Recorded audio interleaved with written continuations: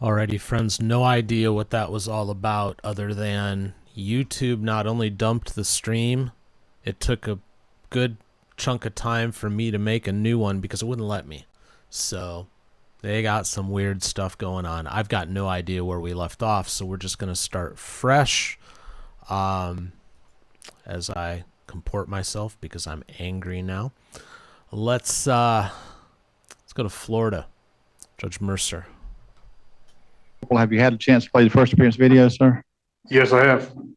Great. Ladies and gentlemen at the jail, good morning. I'm Wade Mercer. I'm the county judge in Jackson County. We're here for first appearances. We have two attorneys involved in the first appearance process. At the jail is Mr. John McDaniel, Assistant Public Defender. In the courtroom here is Mr. Jake Mitchell, Assistant State Attorney. Those are our attorneys today.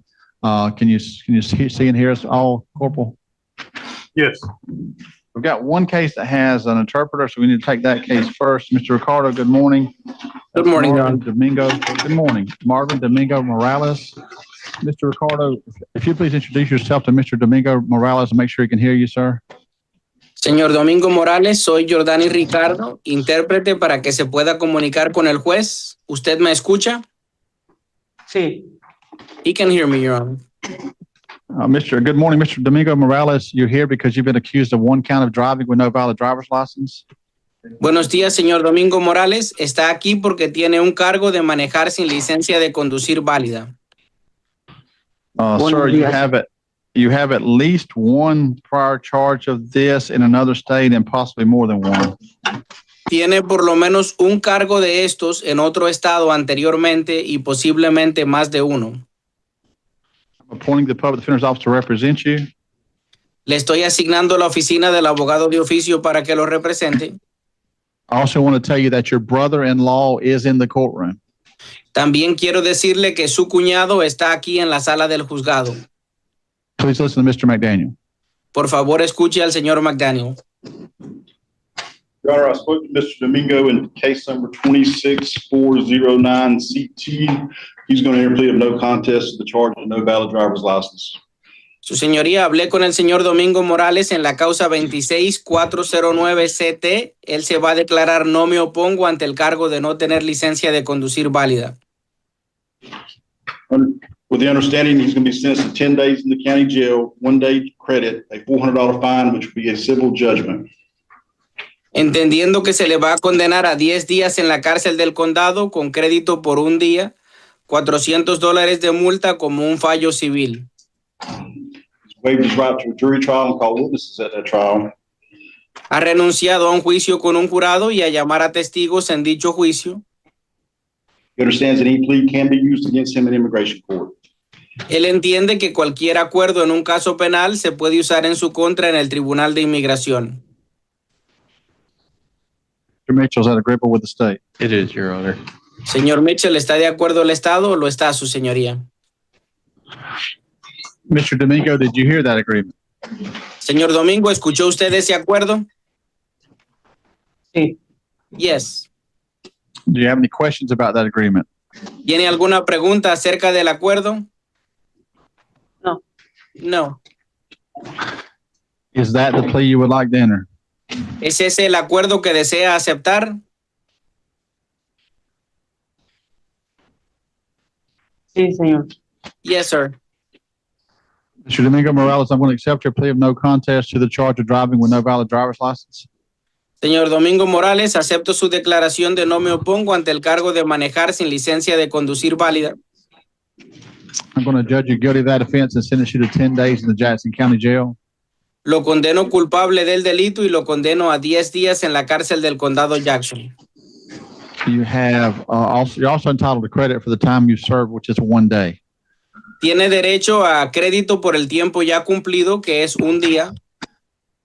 I'm imposing court costs and fines of $400, which will become a civil judgment if you don't get it worked off at the jail. Le estoy imponiendo $400 de multa que se convertirán en un fallo civil si usted no lo trabaja en la cárcel. Corporal, I don't see a Social Security number. Corporal, can we give him any information on a possible immigration hold? Have we heard from them? Yes, sir. I notified them at 10 o'clock yesterday morning. I have yet to hear anything back. Just let that be translated. Corporal, let that be translated first, because I don't want to overdo Mr. Ricardo. Cabo, no veo que tenga seguro social. ¿Sabemos algo? ¿Le podemos decir algo en cuanto a una retención de parte de inmigración? Su señoría, yo me comuniqué con ellos ayer por la mañana. Todavía no he escuchado de parte de ellos.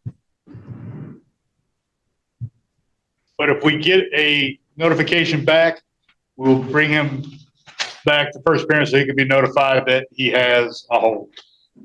Pero si nos dan una notificación de retención, lo volveremos a traer a la comparecencia inicial para que se le pueda notificar que tiene una orden de retención. Thank you. So, Mr. Domingo, right now, when you finish this sentence, you'll be released. Señor Domingo, entonces en este momento, cuando termine la sentencia, quedaría en libertad. If any other agency places a detainer on you or a hold before you finish the sentence, you'll come back to first appearance to be made aware of that. Si alguna otra agencia le da una orden de retención antes de que termine la sentencia, lo volverán a traer a la comparecencia inicial para que se le notifique. Do you have any questions? ¿Tiene alguna pregunta? No. No. Have a good day, sir. Que tenga buen día, señor. In the courtroom, sir, do you have any questions? Do you have any questions? Thank you. All right, so thank you, Y'all did Mr. catch McDaniel. that case. Y'all did catch that case number because they turned the ticket in yesterday and then the complaint was brought to the jail. So I'm trying to make sure y'all did catch that, you know. Yeah, Dawn said that when they turned the ticket in, they did not advise the clerk's office that it was an arrest. So Just wanna she's make aware of sure it, so that- there won't be a second case. Thank you. All right. And Your Honor, may I be So we- excused? Yes, sir. Thank you, Mr. Ricardo. Thank you, Your Honor. Mr. McDaniel, we've got a couple of people that have friends or family here we need to try to take next. Bernice Solomon is actually the first one on the docket. Let me see her, please. Ms. Solomon, good morning. Ms. Solomon, your daughter is in the courtroom. Ms. Solomon, you're here in case 26276 MM for the charge of petty theft, ma'am. It's a failure to appear warrant for an arraignment date. Ms. Solomon, I'm going to appoint the public defender's office to represent you and ask that you listen to Mr. McDaniel, your attorney. Your Honor, I spoke to Ms. Solomon in 26276 MM. She's going to plead no contest to the charges listed. The understanding should be placed on probation for 11 months, 29 days, restitution of $452.10 retail theft class, and the state's agreeing not to file any additional charges from Walmart on petty theft. Thank And she you, has signed Mr. a plea waiver form, waiver right to jury trial and call witnesses. Apologize. Not filing additional charges, it's specific, it's one specific day that you're agreeing not to file on, right? Yes, Do it you have a is. case number on that? Yes, 26303 MRB. And is that plea agreeable with the state? It is agreeable with the state, Your Honor. So, Ms. Solomon, did you hear that agreement? Yes, sir. Do you have any questions about that agreement? No, sir. Ma'am, is that the plea that you would like to enter? Yes, sir. Ms. Solomon, I'm going to accept your plea of no contest to the charge of petty theft in case 26-276 MM. Going to withhold adjudication of guilt, sentence you to 11 months and 29 days probation. Ms. Solomon, you'll have the standard conditions of probation, plus the following special conditions: $370 court costs and fines, restitution of $452.10.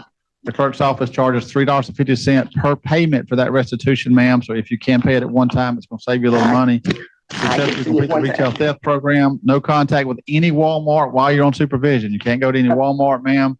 And the state's agreeing not to file that case that they mentioned, 26-303 MRV. Ms. Solomon, and to our daughter, what's going to happen next, ladies, is they're going to let her get dressed in her regular clothes. Then they're going to bring her to the courthouse. The probation office is here at the courthouse. When she gets here, she'll meet with Mr. Ham downstairs. Mr. Ham will go over the release options with her, give her a copy of all the rules in writing, and see if she has any questions, and she'll be free to go. Usually that's about 30 or 45 minutes from now. They'll have her here. Are you going to be able to pick her up, ma'am? I couldn't hear you. So your daughter says you got transportation covered. She's going to be here for you. When you get here, she'll be here to pick you up, so you don't have to worry about that. Do you have any questions, ma'am? No, me? Not me? No, Ms. sir. Solomon, I'm sorry, I wasn't very clear. Ms. Solomon, do you have any questions first? No, sir. Any questions? And I didn't say this, but you can get off probation early, Ms. Solomon, in most cases, and that's possible in your case. You've got to do half the probation. In your case, half would be 6 months. If you do Okay. 6 months, stay out of trouble, get everything done, there's an excellent chance you get off probation early, okay? Yes, sir. In the courtroom, any questions, ma'am? All right, thank you, ladies. So it's 30 to 45 minutes, she'll be downstairs. Okay. Mr. McDaniel, the next one that has friends or family here is Jason Berg.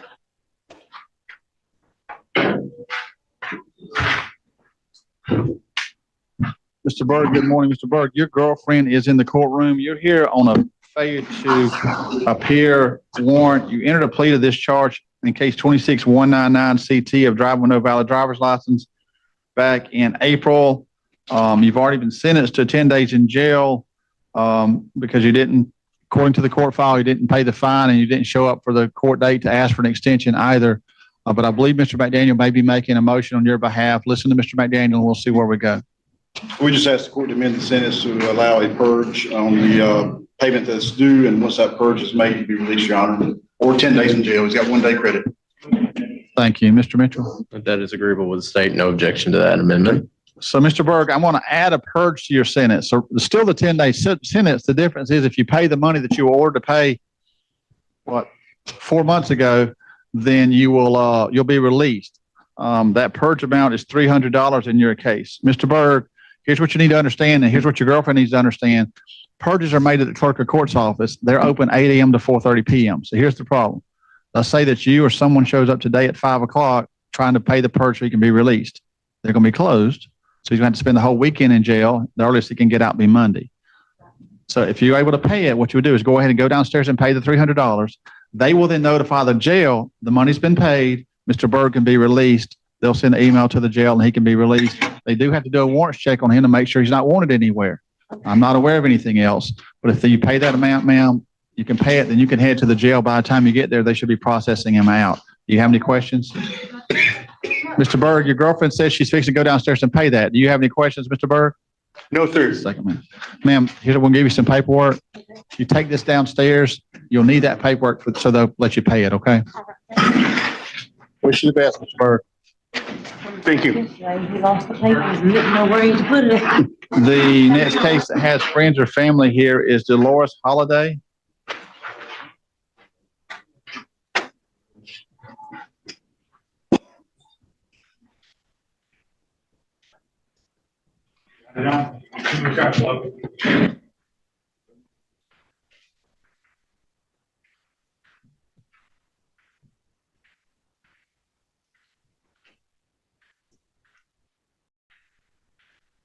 Ms. Holiday, good morning, ma'am. Ms. Holiday, you're here because you've been accused of 1 count of battery.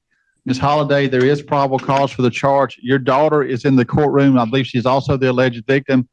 Ms. Holiday, I've read the complaint. There is probable cause. I've also looked at your criminal history, which is fairly lengthy. You got several prior criminal charges. Ms. Holiday, I'm going to listen to the attorneys and I'm going to decide what to do about your bond or your release status. Let me ask first, Mr. McDaniel, ma'am, do you want to be heard? Anything you want to say? Because Mr. McDaniel needs to hear it if you do. If you do want to say something, come on up, please. Come on up, ma'am. Step as far next. Come on up to the microphone. I want her to hear you and her attorney to hear you. And your name, ma'am? Jana Driver. Jana Driver. Miss Driver, you're Miss Holiday's daughter and you're also the alleged victim, right? Right? Yes, sir. Anything you think we need to know or you want to make sure that we're aware of, ma'am? Sorry. She doesn't realize she's sick. I mean, she's getting sick. Oh, the officer thought it was, he said he thought it was dementia. She was actually going to be Baker acted last night. But I don't know what happened. He came back and said he took her to jail instead because she was just going to basically, try to just leave. But we just want her back. Like our house is a war zone. Say that again. Our house is like a battlefield. She's not the same person. Like we just want her back, Who lives in the home? Me and my 2 boys and her. And she's almost lost her relationships with them because she's so mean. So who called law enforcement? Okay, and the purpose of calling law enforcement was to try to get her Baker acted, or was to just try to get the situation calmed down? Calm down, or we just want help. Like she's not this thing. It's all of the time. She's just irate and mad and angry. And so what are you asking me to do today? Get her help. Like at least have somebody evaluate her. You know? Understand that if I let her out to go to a Baker Act facility, most of the time they keep people 2 days, 3 days. Let me finish. And then they send them back. Like, there's no restrictions there's very few restrictions on what they can do, and then it's just a reoccurring process. The Baker Act program is designed for the very worst people that have the very worst mental health issues. So most people, they won't keep very long at all. Do you understand that? I do. And then she's back at home dealing with the same situation. I do. Go ahead. I know we have like her job. I just found out that because she has a gentleman that she goes and eats breakfast with. She's a pink lady at the hospital. They said this morning, they made a comment and said that they've been noticing some things like that her mind, we just want her better, like it's sad. I don't even Have you know. taken her to a doctor? She's so stubborn. You can't tell her to do anything. Okay, so let me tell you, read part of the complaint to you, because this is concerning. So this is what the complaint says. This is the officer speaking. The law enforcement officer says, I then asked Dolores Holiday if she intended to harm herself or anyone else. Holiday said that if she had a weapon, she would kill Janet Driver, that's she, right? Yeah. And carve Holiday's social security number into Driver's chest so that everyone would know that she was responsible. So when you read that's extremely concerning to any judge. So my question for you is, do you feel like you're in danger from her? I mean, what do you think? I don't know. That's why I'm asking you. You're up here saying you want her home, so I'm asking you a question. I mean, no, I don't. I want her to get better. I'm gonna. I don't know if that's a lie. Say Lying to again? myself. I don't know if I'm lying to myself saying that that's not really my mom saying that, but obviously it is. So yeah, I think maybe I do. I mean, do I need a restraining order or something? No, if you tell me you want to have no contact with her, that's what No, I'm I going to do. won't. I won't You want what? have any contact with her. You don't want to have contact. No, not until she gets better or Okay. gets the help she needs. Okay. Thank you. Mr. McDaniel, any questions for Ms. Driver? This driver, I know you're staying at your mother's house and kids, do you have someplace else to go? We're actually working on that. I've already talked. I was going to call their dad, but he was already on his way to work, so he couldn't talk. So I'm going to call him on the lunch break. And I'm Ron also told me talking to. She started, maybe she's either started, I don't know if she's filed anything, but the eviction process for you, and you're aware of that, though, I guess. Yeah, it's something like a 3-day eviction. She started. She does that every other day. Okay, I'm and you think you're gonna have someplace else to go, though? I'm 1,010% not going to go on the streets. I mean, that's what you're saying, implying. But I mean, she definitely needs help. Nobody needs to put her anywhere. She can't even drive right The eviction anymore. process goes through, that might be where you're at, so I'm asking you don't be able to I find mean, someplace else to that's stay? perfectly fine. I'm not really worried about me right now. I'm really worried about her. I'm never going to be on the streets with my kids. So if that's what you're implying, then Well, I'm worried about her, too. I'm That's on why I'm that. asking if you don't have someplace else to stay. sure. When I get the eviction papers, then yeah. But my kids are just not starting school back. So and she was. Where do you work? I actually have an interview on Friday. So you're staying at your mom's house. Yes. You don't even have a job, No. and your kids are staying there too. Mhm. So how do you provide for your children? Let me finish the question. Okay, go ahead. How do you provide for your children? I know that your mom's giving you a free place to stay, right? Not really, but okay. Okay, what do you mean not really? Well, I mean, like I provide food and stuff, but she, And you should. You're an adult. You eat. You should provide food. Yeah. absolutely. Okay, this has happened 3 times now. Tax season comes around. I've even had a place. She'll go and she'll be friends with somebody, or she'll wait and she'll be like, "Hey, can I pay this bill?" I'll say, "Yeah," and it's one. Well, and then she'll be like, "How does bill to be broke?" So she uses all my money, so I'm back to square one, staying with her again. Or she'll go up to my job and she'll just badmouth me, and next thing you know, I don't have a job. So back to my question, how do you provide for Because yourself? I dropped my boys, their dad. I dropped his child support, but he does pay $250 a week for the boys. Okay, so you live off of that and help you provide for your boys off that too. And well, I mean, I do odd jobs like painting and stuff. So but I yeah, think what way I'm interpreting what Mr. McDaniel's saying is there's probably going to be coming in the near future where you got to find somewhere else to go. absolutely. So you I need mean, to plan for that. I've been trying to do that. Like I said, Your halts time's those- running out. Is what it sounds like. Okay. Oh, that's fine. I mean, we don't need to be near each other. Any other questions, Mr. McDaniel? Your Honor, no other questions. Mr. Mitchell? Mr. Driver, can I see the back of your right hand? The right hand? Just to see if there's like any. Yeah. Okay. I was just checking for any signs of injury and That's where the bite yeah, that's happened where the at. bite allegedly happened. I do see a red mark. I don't have any other questions. I do want to say to Ms. Driver, Sonia McDonald, our victim advocate, just came in. If you would please speak with her after we're done with this case, we can get a little bit more information and talk about where we go with this case from this point forward. Okay. All right. That's all I have here. Thank you for coming, ma'am. All right, thank you so much. Mr. McDaniel, anything else on behalf of Ms. Holiday? Your Honor, just ask Say. the court to consider a conditional release. She has a, a friend that she can go stay with, and I've explained to her that, she's just had no contact with her daughter, which is what she wants, and I think she's been trying to get her out of the house for quite some time, and I kind of think that's what has led up to this, is because, her refusal to leave, but she does have a place to stay. I've explained to her no contact with her daughter. They need some time away from each other, and she has no objection to any of that.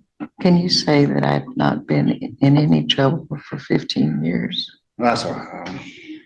Mr. McDaniel, this place to stay, who is that with and where's it at?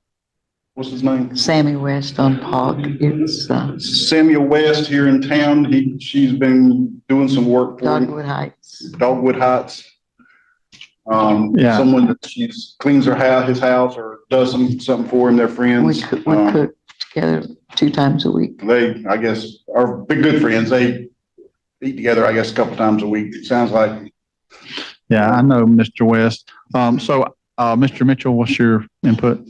I know you made the mention that she has some criminal history, I haven't had a chance to take a look at it, but if it's pretty significant, we'll object to a conditional release, but we won't be in objection to a reasonable bond under the current circumstances. It's a little surprising given her age, but she is correct. It is older stuff.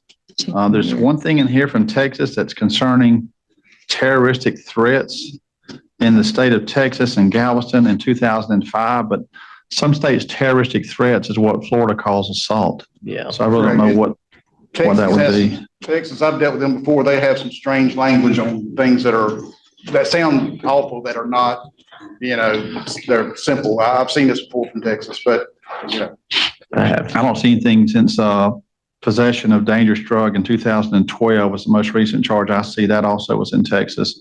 So she's right. It has been about 14, 15 years, it appears. So I'll leave it up to the court's discretion on. let's see, hang on a release. second. There's a dealing in stolen property in 2015. That was dismissed though. Jackson County.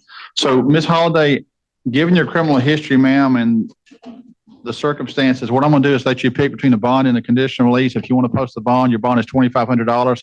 I am going to offer you a conditional release only if we can verify that you have a place to stay. That would require someone speaking with Mr. West and verifying that he says you can stay there on a temporary basis. So I'm going to ask the jail to attempt to do that because I don't want to waste their time bringing you up here.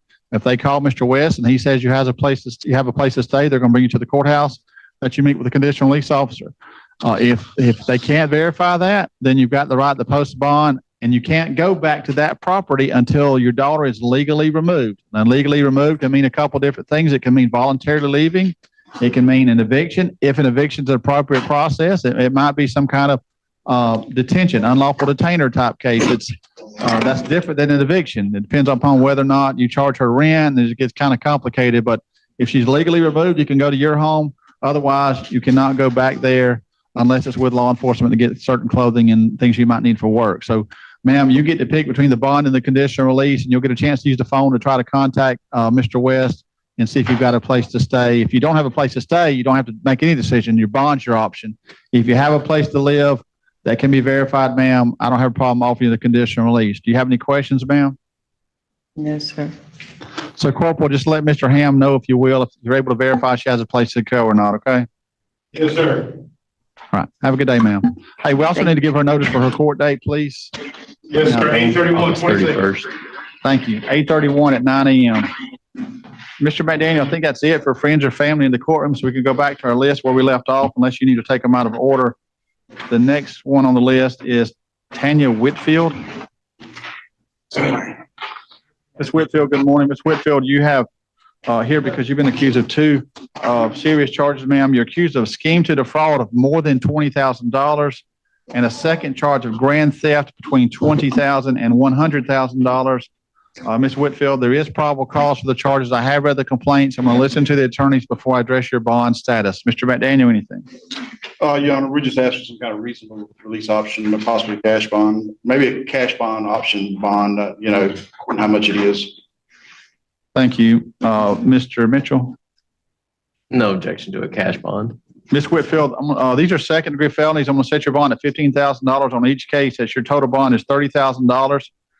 Cash or surety, I have no problem with you doing a $3,000 cash bond, considering that the state's not opposed to it and it appears there may be restitution owed. So if you want to post a $3,000 cash bond, that's okay. If you want to go through a bondsman, that's okay too. Your bond is $30,000 cash or surety if you go through a bondsman. You have a condition to have no contact with the banking institution or any other alleged victim. Tyndall Federal Credit Union is the bank you can have no contact with. And I think they may be listed as the victim also. So let's see. No, Mr. Williams, no contact with Tyndall, no contact with the alleged victim, Mr. Williams.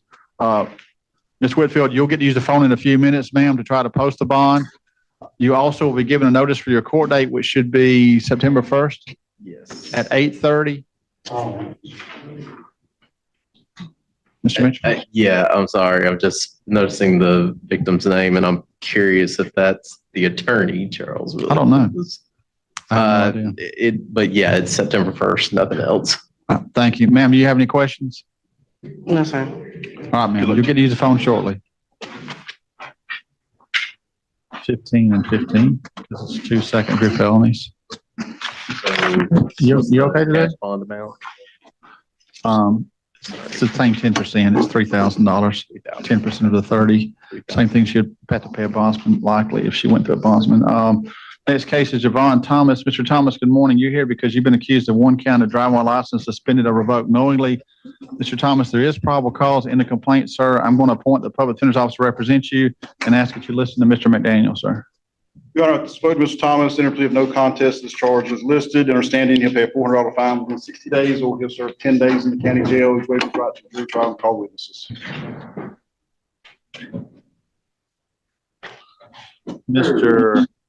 Thank you. Mr. Mitchell, is that agreeable with the state? It is, Your Honor. Mr. Thomas, did you hear that agreement, sir? Yes, sir.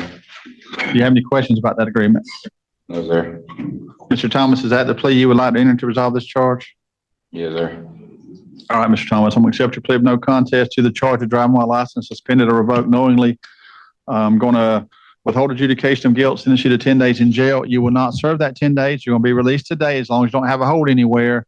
And you'll have 60 days to pay that court costs and fines. That's $400. It's due by October 7th. Mr. Thomas, if you get it paid by October 7th, then the case is over. You do not come back to court. However, when you get this disposition, you're going to see a court date on it of October 8th. So let me explain that. October 8th is the court date if you need an extension.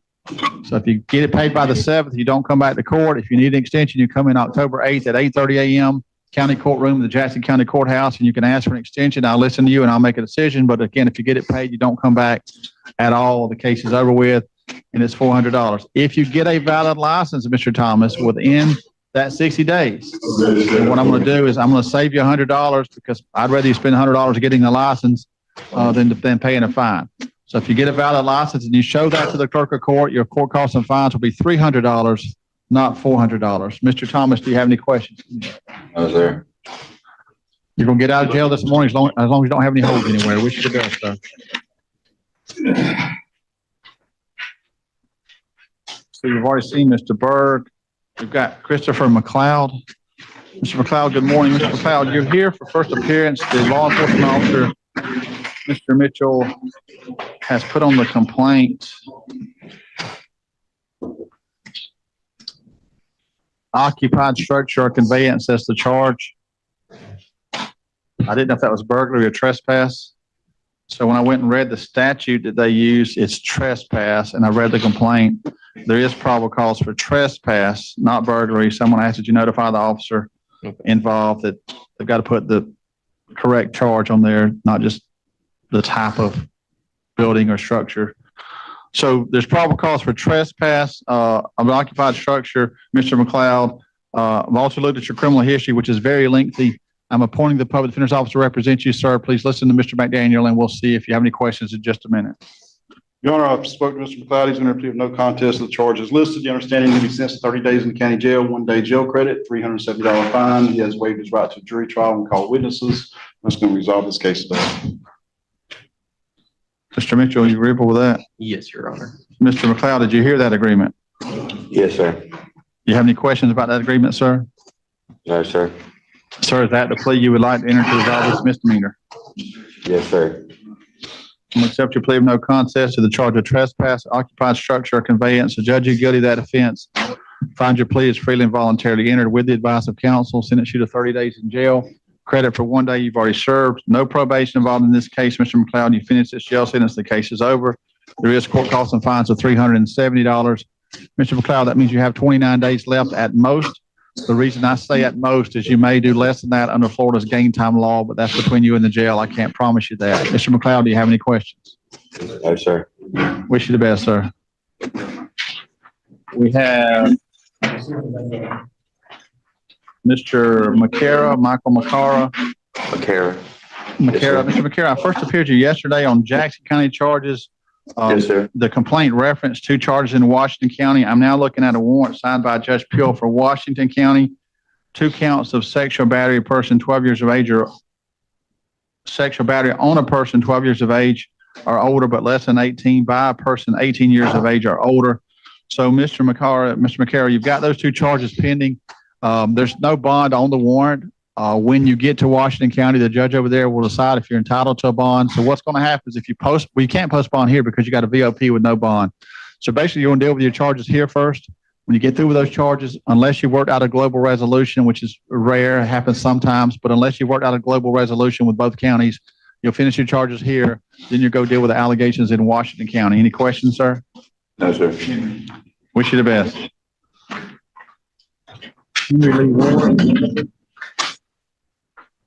Mr. Ward, good morning. Mr. Ward, I first appeared you last week and we weren't sure about what court date to give you because your daughter has a procedure on September 1st, which would normally be your arraignment date, but you were hoping to post bond. And I explained to you that if I bumped you to October, then you're going to miss the September date, even if you can't post bond. So you have not been able to post bond. Do you anticipate that changing? Yes, sir. I'm coming up, working on the rest of it now. I got my aunt. We're working together to try to figure out the rest of it now. Yes, sir. So here's your options. I can schedule you for September 1st arraignment, or I can schedule you for the October arraignment, which is when? October 6th. 6th. I can schedule you for either one of those. And like I explained to you last time, if I schedule you for the 1st, that means you're going to have a conflict with your daughter's medical situation. If I schedule you for the 6th and you don't post bond, you're going to sit there until the 6th. So which day would you prefer to be scheduled for? I'd still rather be scheduled for the 6th, sir, and because I'm pretty sure we'll come up with the rest. I'd still rather go with the 6th. I'm pretty sure I should be out by the 1st and I'll be able to get her to her appointment, sir. Mr. McDaniel, you okay with that? Yeah, yes, Your Honor. I don't see no problem with it. I doubt they'll have information filed by then anyway, so. He's voluntarily saying that he's good with the 6th, so we're good with the 6th too. Thank you. Corporal, y'all may have given him a notice for the 6th already. If you did, obviously there's no need to give him another notice. I can't remember, frankly, if we held off or not, but. We did. Yes, sir. I have paperwork saying this, the 6th.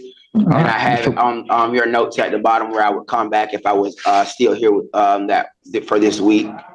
Yeah, and that doesn't happen anymore now. When I set you today, we're not going to keep seeing you every week to see if you post a bond. Okay. Yes, sir. I'm okay with the 6th. Yes, sir. All right. So wish you the best, Mr. Ward. Thank you. The last case I have on my list is Daryl Bugs. Mr. Bugs, good morning. Mr. McDaniel, has his VOSP, violation of state probation, still no bond? That hasn't been resolved, has it? Yeah, it's no bond, so he's going to more than likely be at that court date. So, Mr. Bugs, you have the Houston County, Alabama fugitive warrant. I'm looking at a letter from them or a teletype from them saying that they want you. We don't deal with waivers until you resolve your local charges because it gets very confusing to defendants and to other counties if they get a waiver that was signed 2 or 3 months earlier. So what's going to happen is you'll deal with your local charge, and then if they still want you, if they don't want you, good for you. You'll be released. If they do want you, You'll come back to first appearance and we'll figure out if you want to waive extradition or not to that county and state. Do you have any questions, sir? All right, sir. Wish you the best. Mr. McDaniel, that's everything I had on my list. Did I miss anything, sir? No, Your Honor. And Mr. Mitchell, anything else in the state? Nothing from the state, Your Honor. Corporal, anything else from the jail? No, Your Honor. Thank y'all.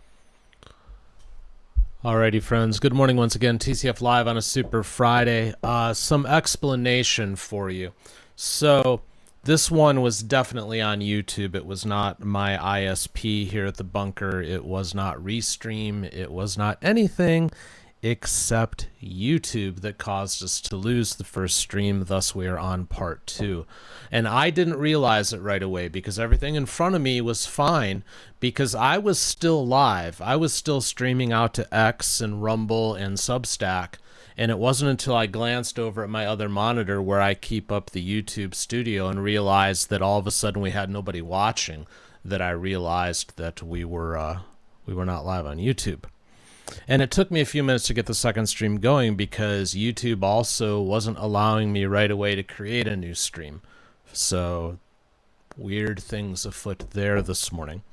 If you could all do me a favor, if you're watching right now and you have not already done so, even if it's not something you normally do, hook me up this morning and go hit that like button. And there's a reason for it.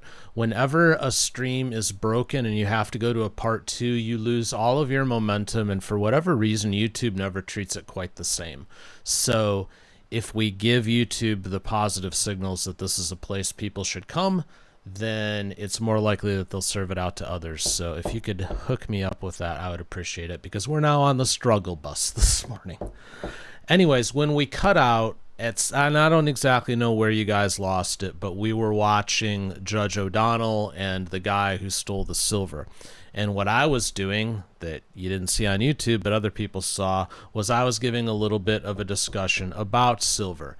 This is a 1 ounce silver coin, 99.9% pure. This is actual silver. Based on what he stole, that would have been 4,800 of these guys, just to give you, I mean, he stole bars, but just to give you a little bit of a visual reference, that's what that would have been.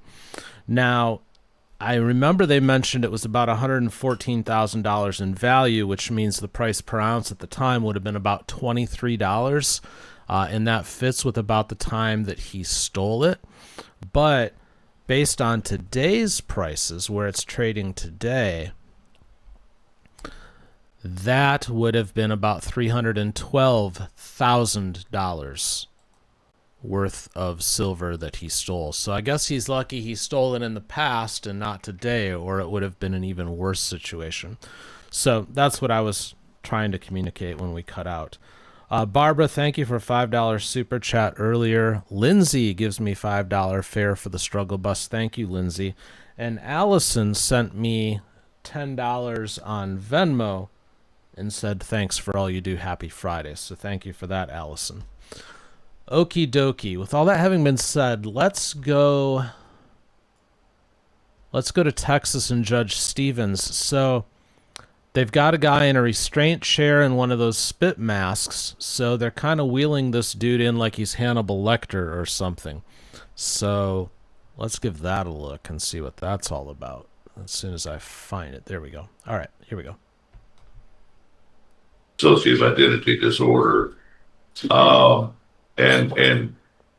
you can ask anybody at the jail on the you can ask the bailiffs here, you can ask all the guards over there at the jail. She is totally competent. She's what? She is incompetent. Okay.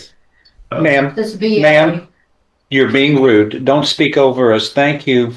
Go ahead. Don't beat. Please be polite and follow the rules. Thank you. Go ahead, please. She has a. This is a kangaroo. You're interrupting again. That's rude. Don't do that. Go ahead, Bruce. She has 5 prior hospitalizations, Your Honor.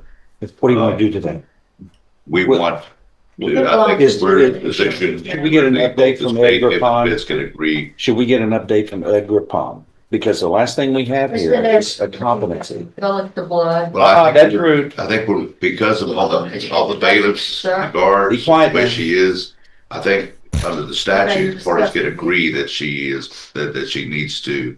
I know, but Doesn't look, agitate her. I'm Free. gonna get Dr. Rapon just to follow. We're doctors of jurisprudence, not doctors of medicine. Let him Is that the do it court? and give Not this guidance on court. what needs to be done, but it's obvious she needs some assistance and help, and she's On the fourth acting floor. irregular again as she did before.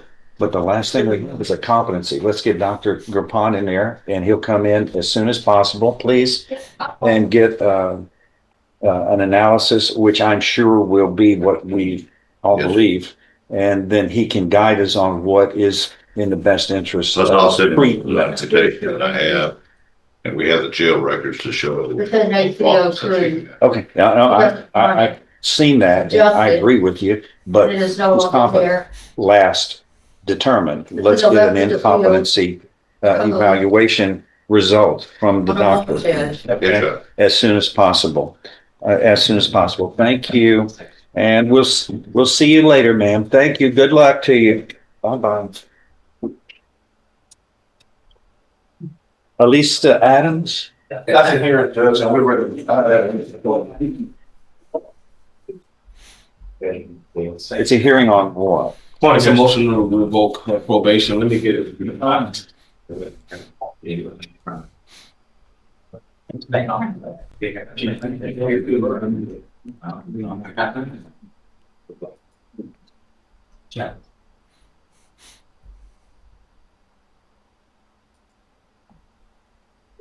Brought my Kleenex, Mom.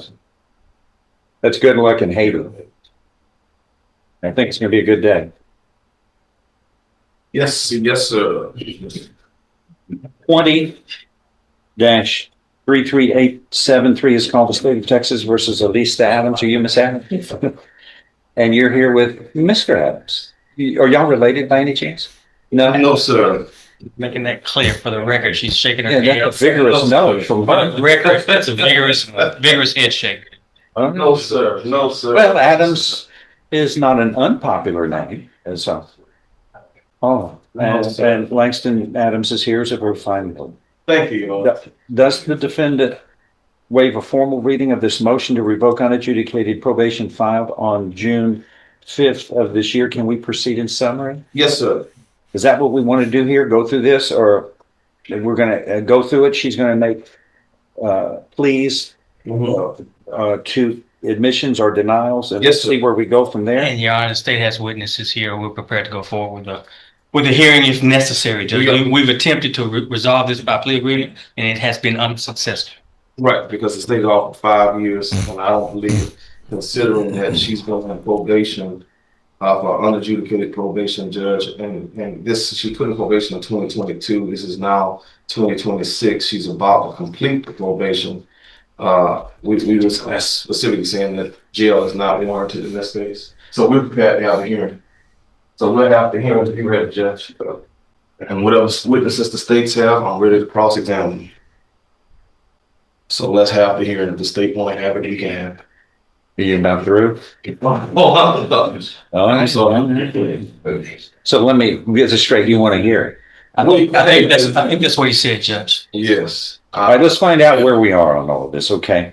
Raise your right hand, ma'am. Do you solemnly swear or affirm that the testimony that you are going to give today, if you give testimony, shall be the truth, the whole truth, and nothing but the truth? So help you God. Lord, you have to speak out so she can. Yeah. Okay, thank you. Can we proceed in summary? Yes. She waives a formal reading of this motion. This motion states that on April 5th, 2022, in this criminal district court of Jefferson County, Texas, you were placed on 5 years deferred or unadjudicated probation for the second-degree felony of aggravated assault causing serious bodily injury. Apparently with the use of a deadly weapon, a firearm, by striking somebody in the head with the firearm. Is all of that true? Yes. Speak out. Yes. Okay, Yes. you're soft spoken. Okay. I got it. Allegation 1 states you committed the offense of evading arrest or detention on or about July 24th, of last year, a year ago. Why did this take so long? In Jefferson County, Texas, this is a violation of condition 1 of your deferred or unadjudicated probation order, which states don't commit a crime. Is this allegation true or untrue? True or Not true. untrue? 2, you committed the offense of assault, a Class C misdemeanor, on or about July 24th, same day, 2025, in violation of condition 1 of your probation order, which states don't commit another crime. Is that true or untrue? Not true. 3, you, it says, I'm going to skip that, failed to avoid injurious or vicious habits as evidenced by your arrest for a Class C misdemeanor in violation of condition 2 of your deferred or unadjudicated probation. And really, Will abandon since, that. yeah, I wrote the article on The presumption of innocence, and that State will she's abandon. presumed innocent just because she was arrested. That doesn't infer guilt. All right, 4, failed to report to the probation office on or about May 26th of this year, which was a violation of condition 1 of your probation order, which is to report regularly. Did you fail to report on that day? That's not true. Okay, I'm anxious to hear that because the probation office seldom makes mistakes on that. 5, you failed to immediately report to the probation office your arrest on or about May 24th of 2025, which you must immediately report. Is that true or untrue? That's untrue. 6, this one's interesting. Failed to dress appropriately and conduct yourself in a courteous and professional manner at all times when interacting with court officers and staff, probation officers and staff, law enforcement officers and attorneys as ordered by the court. You reported to probation office on May 28th, 2026, dressed in inappropriate attire and became argumentative when addressed by the probation office, prompting you to attempt to audio record the office visit using your cellular phone. And this is in violation of condition 14 of your deferred or unadjudicated probation order, which states, dress appropriately and conduct yourself in a professional and courteous manner when interacting with court officers, staff, and probation officers and others. Is that true or untrue? It's untrue. Yeah, I'm anxious to hear this one because I don't put up with rudeness. 7, and my probation, this probation office has the most successful rate of probationers in all of Texas. So it's they do a great job on pulling people across the finish line in success. All right, 7 states you failed to provide verification of performing community service hours as required. Is that true or untrue? That's untrue. All right, and then Your Honor, state would abandon allegation number 8. Here's what I want to do. We're going to have a hearing on this, right? Yes, sir. I've got some other things I need to take up that can be done so that we can focus on just the hearings. If you would be so kind to work with me on that, Langston. Sure. I know how you are about, you've got a lot of things too, and you're an efficient guy, but if we can, I want to focus on the cases that we have hearings over and get the other ones out of the way so we can deal with those, okay? And that was, Do you need to, can you go to another court or something? yeah, that's not, just what I noticed is that she had 2 witnesses on my. Yeah, well, we're gonna get to them as soon as possible though, okay? Thank you. Whatever. All right, this house, yeah.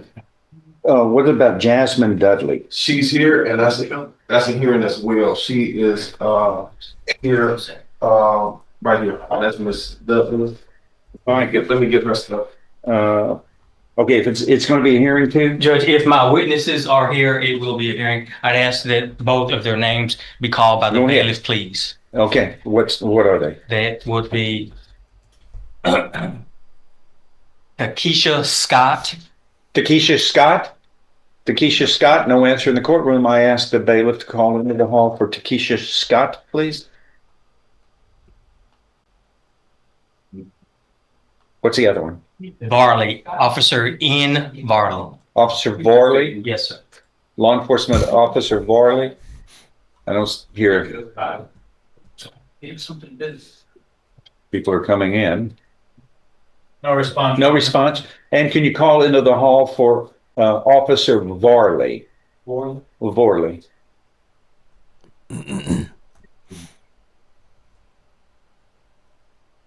Poorly.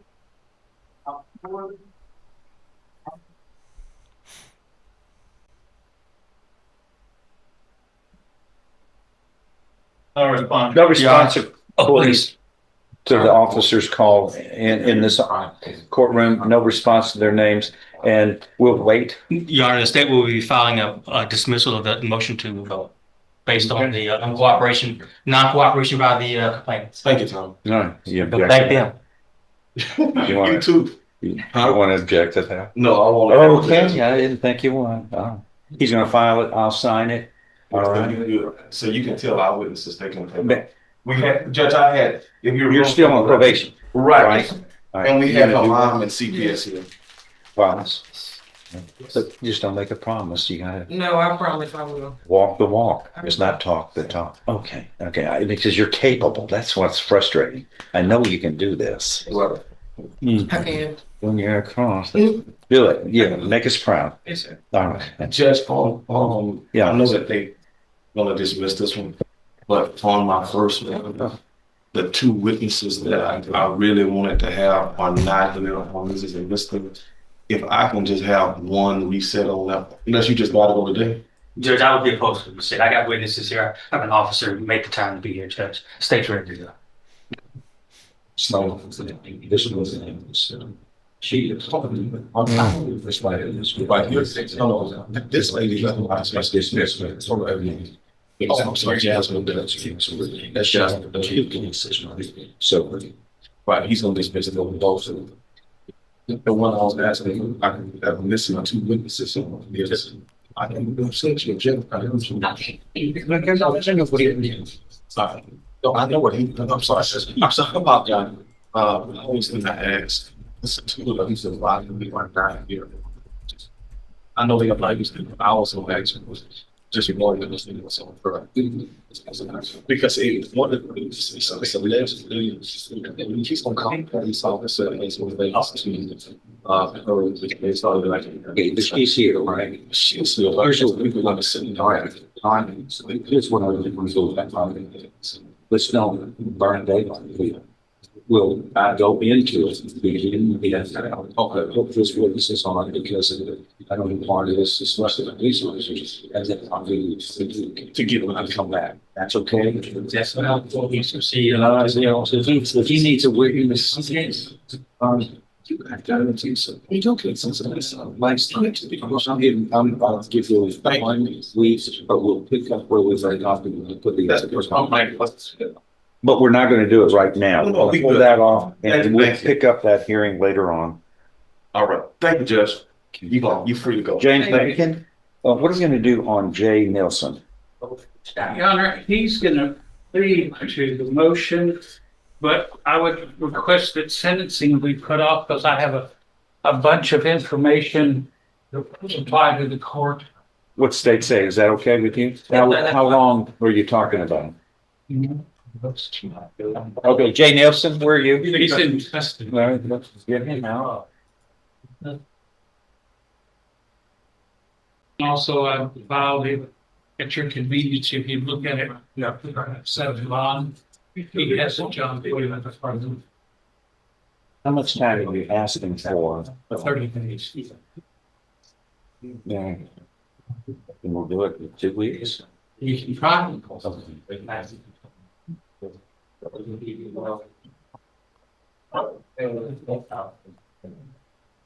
Come on up, sir. We call 22-39759. The state of Texas versus J. Brian Nilsson. Is that you? Yes, sir.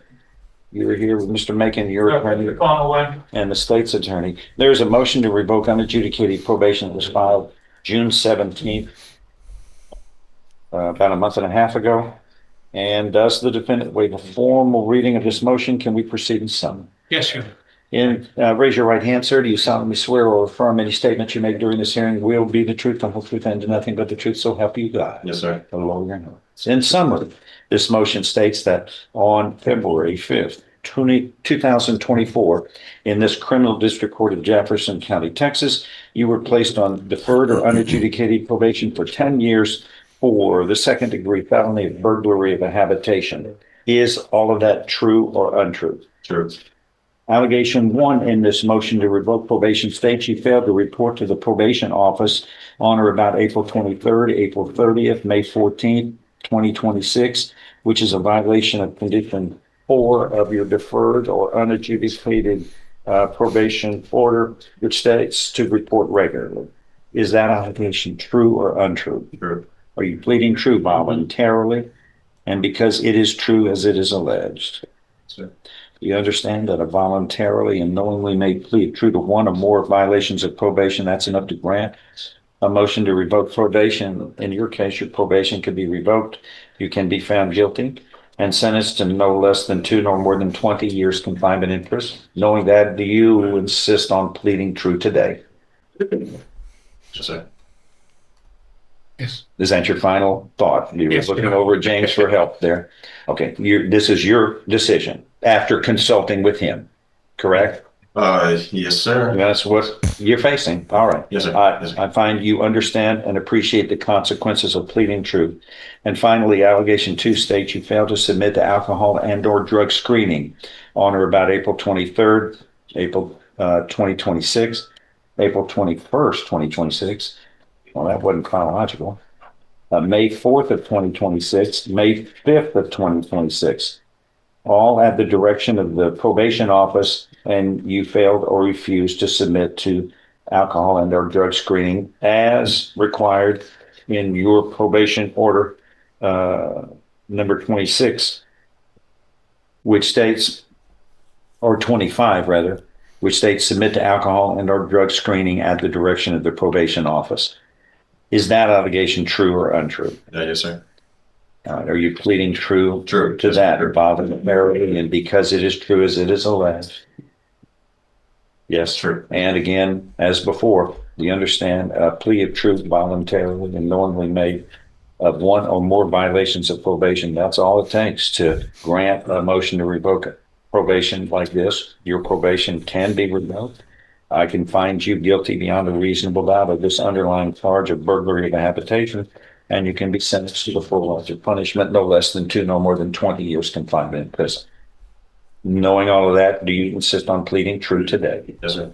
I find you are pleading true voluntarily. You understand and appreciate the consequences of pleading true. Now, what do we do? Your Honor, I'm asking for 2 weeks before sentencing. I have a lot of information to supply to you that mitigate many of these allegations and on behalf of Mr. Nelson. All right. I'm going to give him a fair opportunity to prepare, but we'll reset this, come back in 2 weeks and pick up this hearing where we left off. Do you understand? Okay, then. Right, sir? Yes, sir. Good. Okay. Thank you. Thank you, Your Honor. Yes, sir. The Marcus Roy. Augment. Do you want an update report?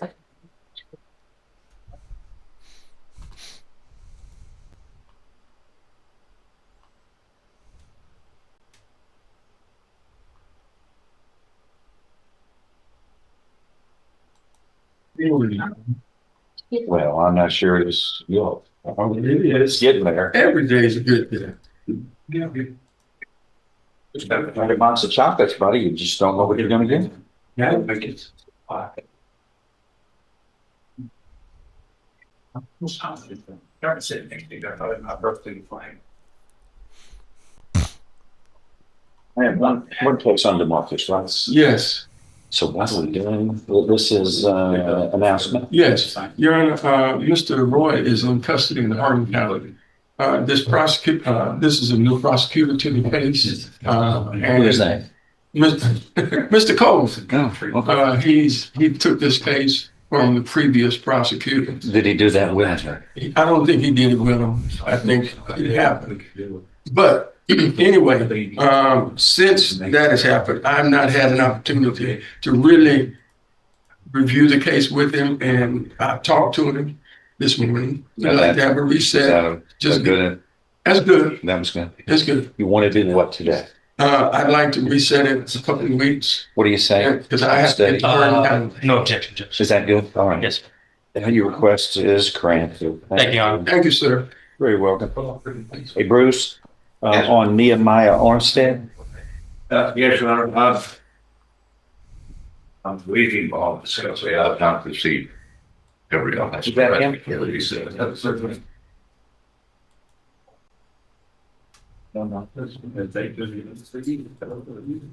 In 25 CR 389, the state of Texas versus Nehemiah Edward Armstead. The defendant, that you? Okay, you're here with your attorney and Miss.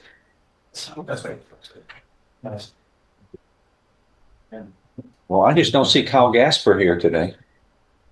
Why don't you? Close by. He's at home. Is it? Are you going to take it over, or it was? Yes, it's mine now. Keisha. It's mine. You're not on this one. Who is that, Judge? It's Nehemiah. It's mine. It's yours. It's mine now. No. It's officially been X'd out and my number is what's there now. All right. So you're looking at up to 20 years in prison, as you understand. That's serious. And are you still on North Street? Okay. Mr. Smith is here representing. Hey, this thing's going on a year and a half old. It's just languishing. It was indicted in April of last year. That's too old. Yeah, I took it from another attorney and okay, well, I just have not received discovery of it. Yeah, this morning I looked and saw the JIT and they didn't give it to you, and since it's mine now, you got it now. I know you're busy. Can we quick on this to get caught up? Right. What are you shaking your head about? We can't do anything right now unless you want to plead guilty, and we don't have a jury, so don't be shaking your head. You ought to sit here if you're feeling frustrated, because we got a DWI back a decade ago, right? He is eligible for probation on that. Yes, right. Looks like.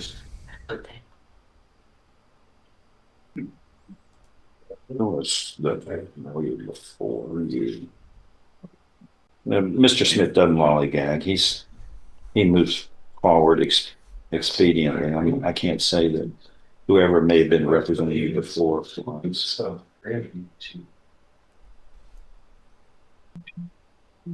Reagan, no, she's good. He's public defender, but you hired him. Yes, sure. Yes. Speak out. Okay. How much time do you need to be ready on this? Yeah, 4 weeks. Okay. All right. Get a refund. Thank you. And Crystal Vaughn. We already did that. We are. Yeah, that's right.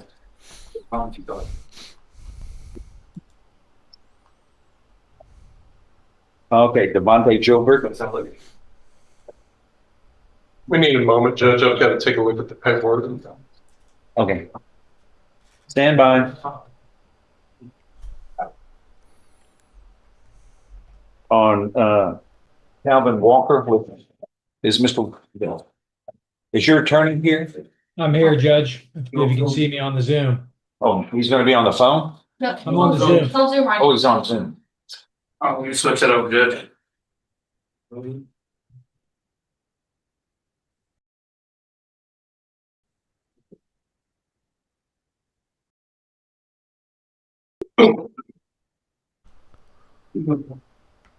Alrighty, friends, entering hour 3 of TCF Live. A bumpy day, but hopefully enjoyable for you nonetheless. Let's keep an eye on that court, but let's go back up to Judge O'Donnell, new contestant there. Seated. Ms. Johnson. Thank you, Your Honor. We are here in the matter of the State of Ohio versus David Ryan, case number 26 CR 000191, set today for a sentencing hearing. The defendant is present with his attorney, Mr. Matthews. We were last before this court on June 24th, 2026, At that time, the defendant pled guilty, and this court found him guilty of a lesser included offense of count 1 of the indictment, possession of a fentanyl-related compound, a felony of the 4th degree with an attached forfeiture specification. At that time, a pre-sentence report and drug and alcohol evaluation were ordered. The pre-sentence report and evaluation have been completed. The state has reviewed them and are prepared to move forward with sentencing. Mr. Matthews. Thank you, Your Honor. We are asking for community control for Mr. Ryan. He has virtually no criminal history. He's 37 years old. His issue, obviously, is the fact that he's been using fentanyl on a daily basis for the last 5 years. And in the pre-sentence report, he does indicate a desire to be clean, live a sober life. He is asking for help in that regard. My office has put him on the list for Lake House and Concord Pines. We put him on that list July 12th. I don't know the exact date for bed availability, but it should be in the near future. He is asking for the opportunity to attend one of those residential treatment programs as soon as possible, and is also asking the court to consider medically assisted treatment, be that Vivitrol, Suboxone. Basically, he's asking for whatever it takes to get this issue behind him, Your Honor. Thank you.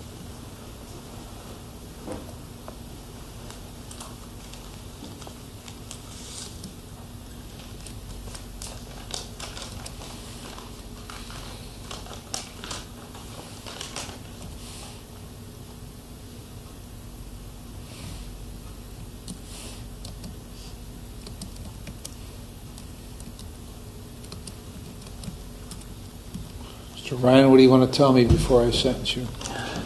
Good morning, Your Honor. As I stand before you, not as a thief, nor a robber, nor a thug, nor a gang member, not as a murderer nor killer, not as a criminal, but as a drug addict, an addict that needs and wants help. I understand what I did was wrong and accept full responsibility and will accept any punishment given to me. I just want to apologize to the courts, my family, friends, and the community for my actions. And I wish you to send me to rehab. That's all.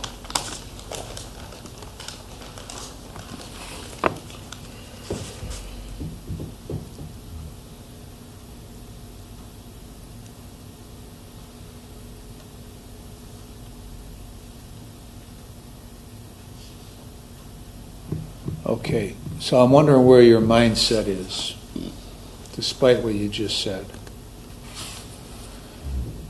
Because when you're interviewed, you've been in jail since June 24th? Correct. So more than 2 weeks after that, you were interviewed by Mr. Tompkins to prepare this report. And what you wrote in filling out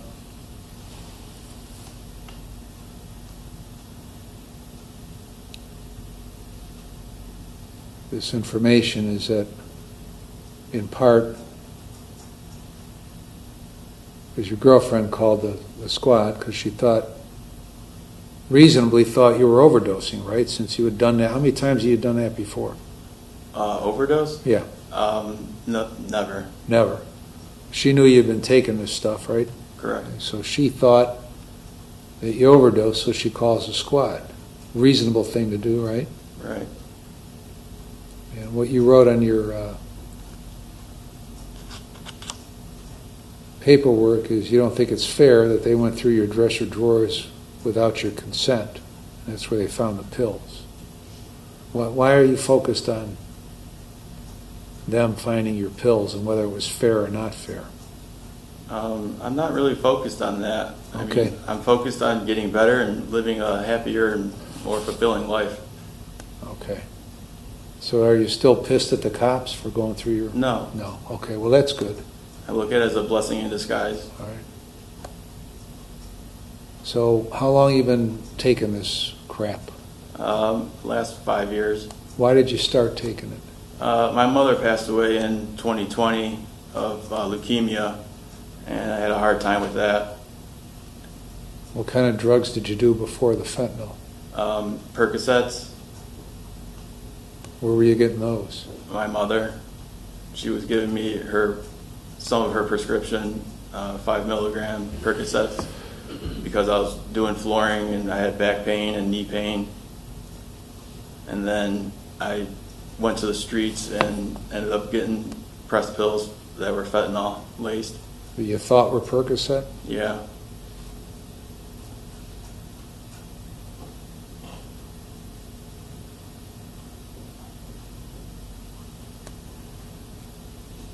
So what is it you think you have to do in order to live a productive life and stop taking this dope? Take the right steps. Go to rehab. Do AA meetings. Get on the MAP program. Do all just the right steps to get it clean and stay clean. Get a sponsor.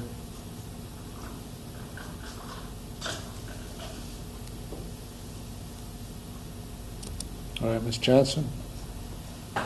Thank you, Your Honor. The state would ask for a period of community control on this matter. All right, I reviewed the pre-sentence report and the drug and alcohol evaluation.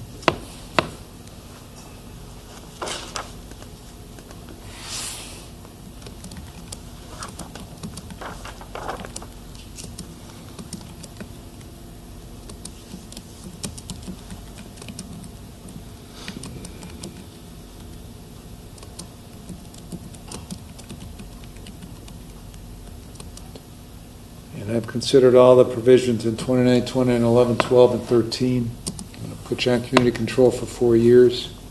You can serve 90 days in jail with credit for 45. The last 30, you'll be in the jail treatment program. You'll follow all the recommendations. After that, you're going to go to the program at either Concord Pines or Lake House. Complete that program and follow the recommendations. After that, you're going to reside in sober living facility for a minimum of 6 months. You're to have no drugs or alcohol, no illicit drugs or alcohol, and you'll be screened.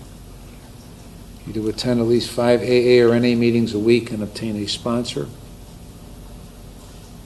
You're to utilize only one doctor and one dentist and one pharmacy for any prescription medication. Take your medication as is prescribed, sign releases for probation to get your records, and maintain full employment and pay the cost and supervision fees in this case. Mr. Clement, any other terms? Do you understand all the terms? Yes, I do, Your Honor. Any question about the terms? No, Your Honor. All right, if you violate the terms, then the state would file a motion to terminate your community control. If I find you violated, then you face potentially 18 months in prison. You understand that? Yes, I do, Your Honor.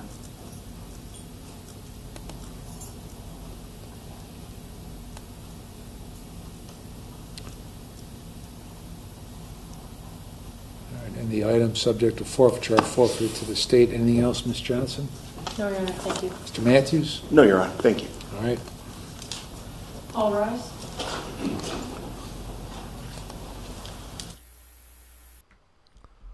It's TCF Live, Hour 3 on this glorious Friday, episode 350.2 right now. Grandma TCF, $20 super chat, hopefully to make this day a little less bumpy, Dan. Thank you, Mom. I very much appreciate that. Let's do this. I want to go back to Judge Stevens, but I want to go back there specifically for the way the defendant is dressed. Judge Fleischer himself would be proud because this looks like something he'd wear. All right, and you are Mr. Gilbert? Yes, sir. With Mr. Smith, your attorney, and the state's attorney is present. And in 23 CR 168, there is a motion to revoke probation that has been filed. Stand by, please.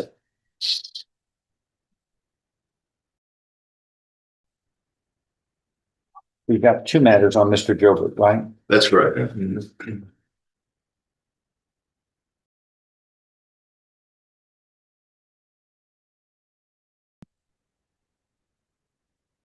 In 23 CR 168, there is a motion to revoke probation.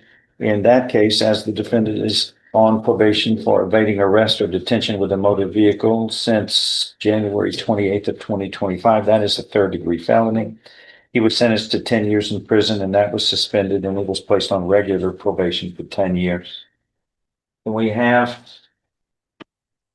a new case, 26 CR 156, an indictment handed up by the grand jury on January 28th of this year, which alleges that on or about August 30th of last year, going on a year ago, that the defendant committed the state jail felony of operating a motor vehicle while intoxicated with a child passenger.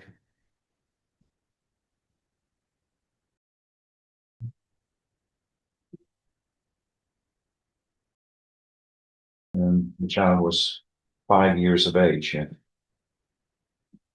All right, let's see. I did.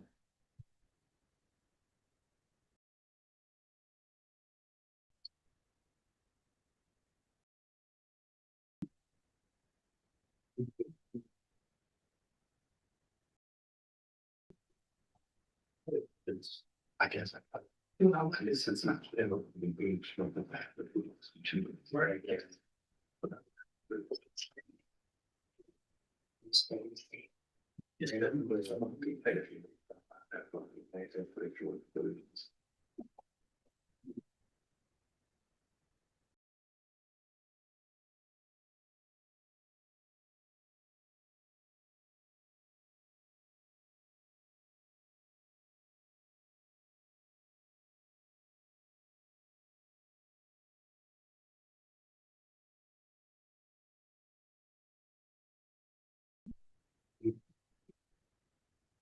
Okay, help me out on this. I'm a little Yes, sir. fuzzy on what the plan is. Go ahead.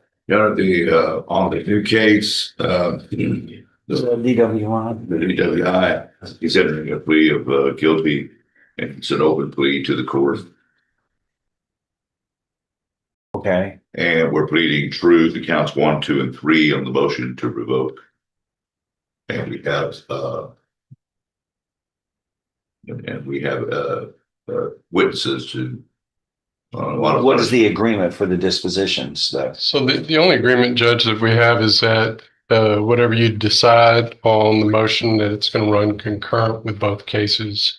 That's right, Jeff. The state is seeking pen time on the motion to revoke probation and state jail time on the new charge.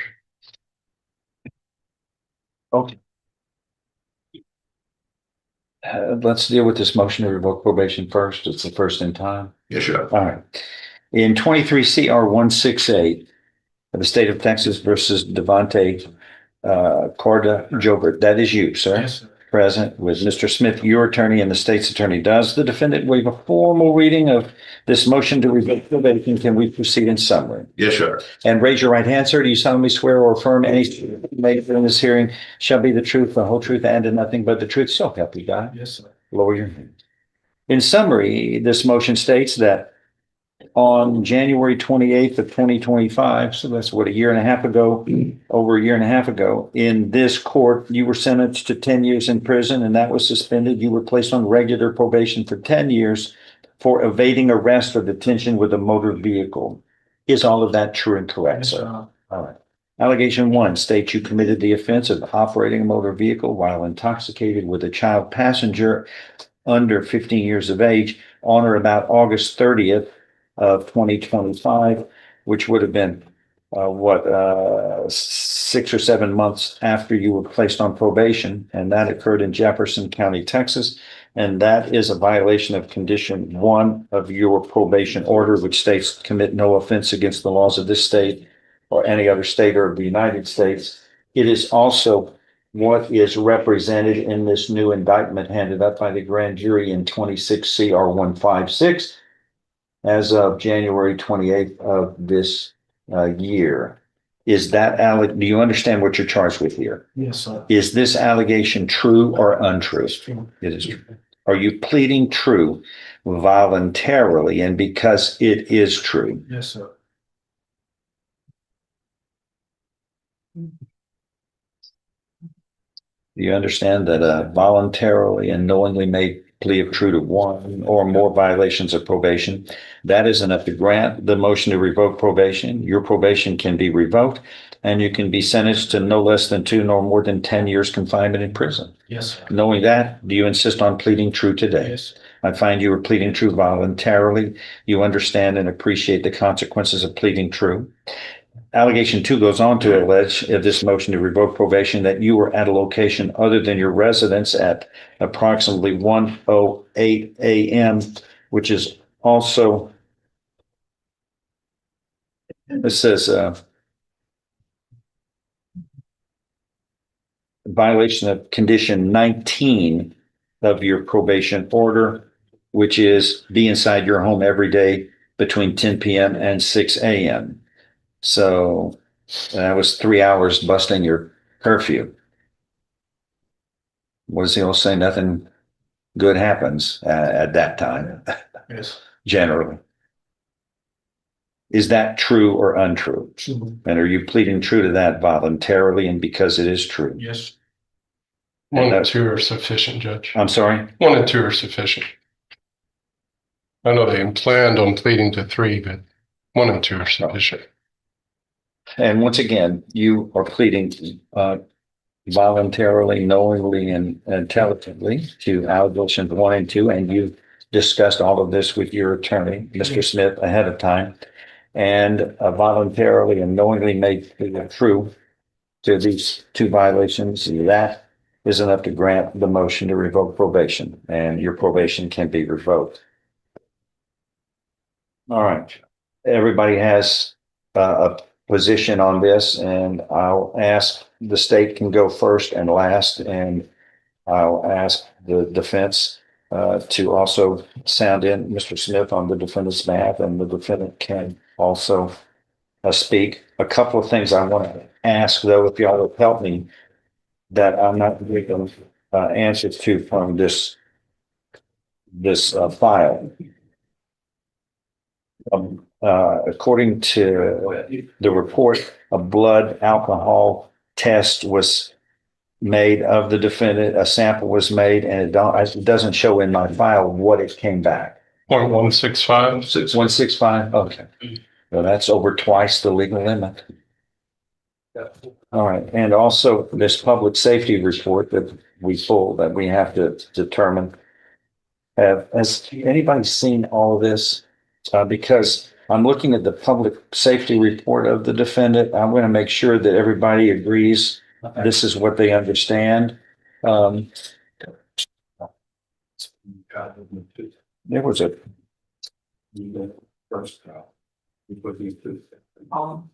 Senate's report earlier made in this case. Do you have a copy? I do. Because we urge that. Well, thank you, man.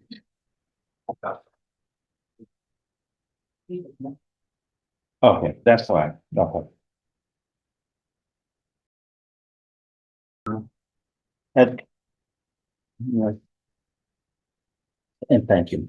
Yeah, this is what the public safety report from Department of Public Safety. I do not have that.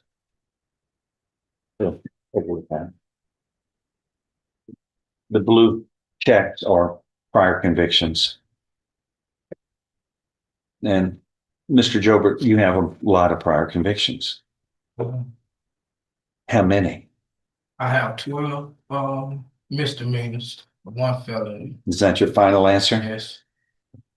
I think the public safety report reflects something We're different. all the way back to juvenile. No, it goes back. So I got. But as a juvenile, you're unless you were transferred to adult status, Okay. then I'm not going to consider that. I have 14 Juveniles 14 misdemeanors. can make foolish mistakes, and well, 14 misdemeanors and 2 felonies. 14 misdemeanors and 2 felonies. Do you think that's too many? I know it's too many. When did it become too many? After the first one? No, when I realized life. I'm sorry. When I realized life. How old are you now? I'm 25. Okay. Well, you've been an adult 7 years, right? 8 Yes, sir. years. Okay. When did you realize that this doesn't help you and is not in your best interest, and generally crimes come with victims, and we all, to live together in this country peaceably, are required to follow the rules so each of us can enjoy the blessings of liberty. Why do you keep making the mistakes? And here we are now, and out of all this, you've committed, after you made a promise to this court, and then within a few months, you're breaking the promise that you would follow all the rules by committing another crime that's similar. It's a traffic offense, and it's involving a child. And too often in this court, we have weeping and crying for mistakes made when people operate motor vehicles irresponsibly. They're nothing more than a 4,000-pound missile, and they do heavy tissue damage to people when they come into contact in a wreck. But you know that. And you know alcohol. I mean, you've got a child in the car. How old was the child? It was my cousin's son I was bringing. It doesn't matter. It's a 5-year-old child, and you have a responsibility when you're operating a 4,000-pound missile, not only for you, the safety of others driving, but also the child passenger. My goodness. Didn't that come across of importance to you? Their life is in your hands, and you're over twice the legal limit of alcohol, which makes you unable to responsibly operate a 4,000-pound missile at that time. There's an old saying, we come in third. Our creator is first. Others are second. We're third. You put yourself ahead of everything, which is irresponsible, but it's selfish. You're supposed to be selfless.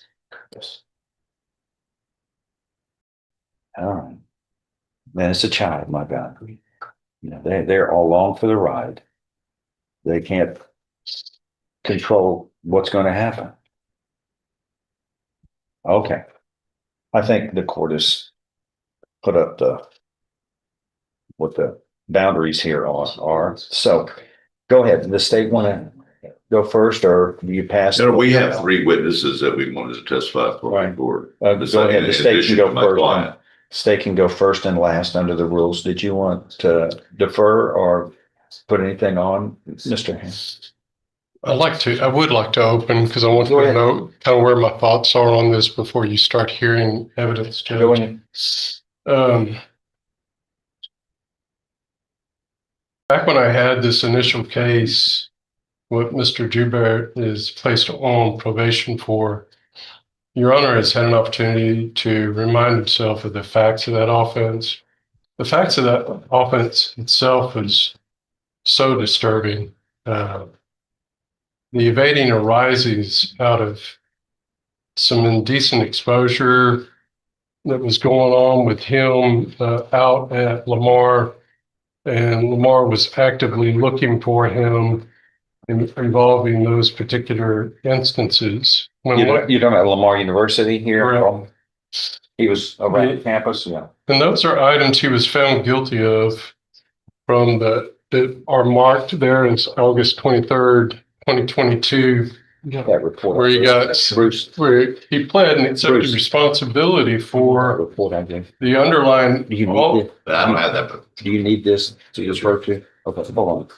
Go ahead. The underlying offense where he's running from these officers on August 23rd, 22 was because they were looking for a guy who was basically working his way around Lamar University and was picking up girls and showing them his junk in order to try to, pleasure himself. I don't know. Bottom line was, Hold on, you're shaking your head, but let me stop you. Let him, he has a chance to be heard and you'll have a chance to be heard. But you were convicted of 2 indecent exposures, weren't you? You know what indecent exposure is? Okay, you don't get it for just taking your shirt off or taking your socks or shoes off. Okay, you got 2 separate convictions here for indecent exposure, which means there were 2 different acts of indecent exposure on, let's see, the arrest date was February 23rd, and you were convicted, and what you get 60 days in jail on each of those, right? Okay, let him speak. so on the day that this is happening, Lamar is actively looking for the person involved. He runs from the officers. That's the evading, which in addition to pleading guilty to the indecent exposure, he pled guilty to that as well. This is what the officers were looking for, was the person involved with those indecent exposures. Based on his history, having already been to prison twice before on separate matters, I had no intention of offering somebody involved in those facts and circumstances probation. I was convinced by Pastor Adolph to give this man a second chance.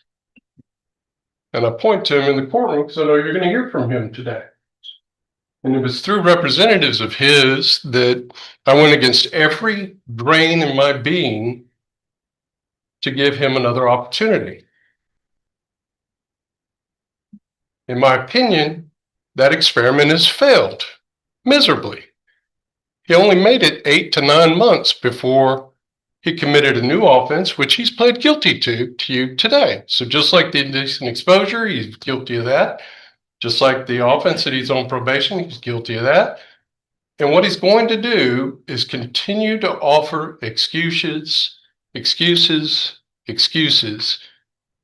You're going to hear from folks, and then probably after that, I'm going to show you, Judge, that at the time in which this offense occurred, he's immediately at that stage trying to convince the officer to let him go.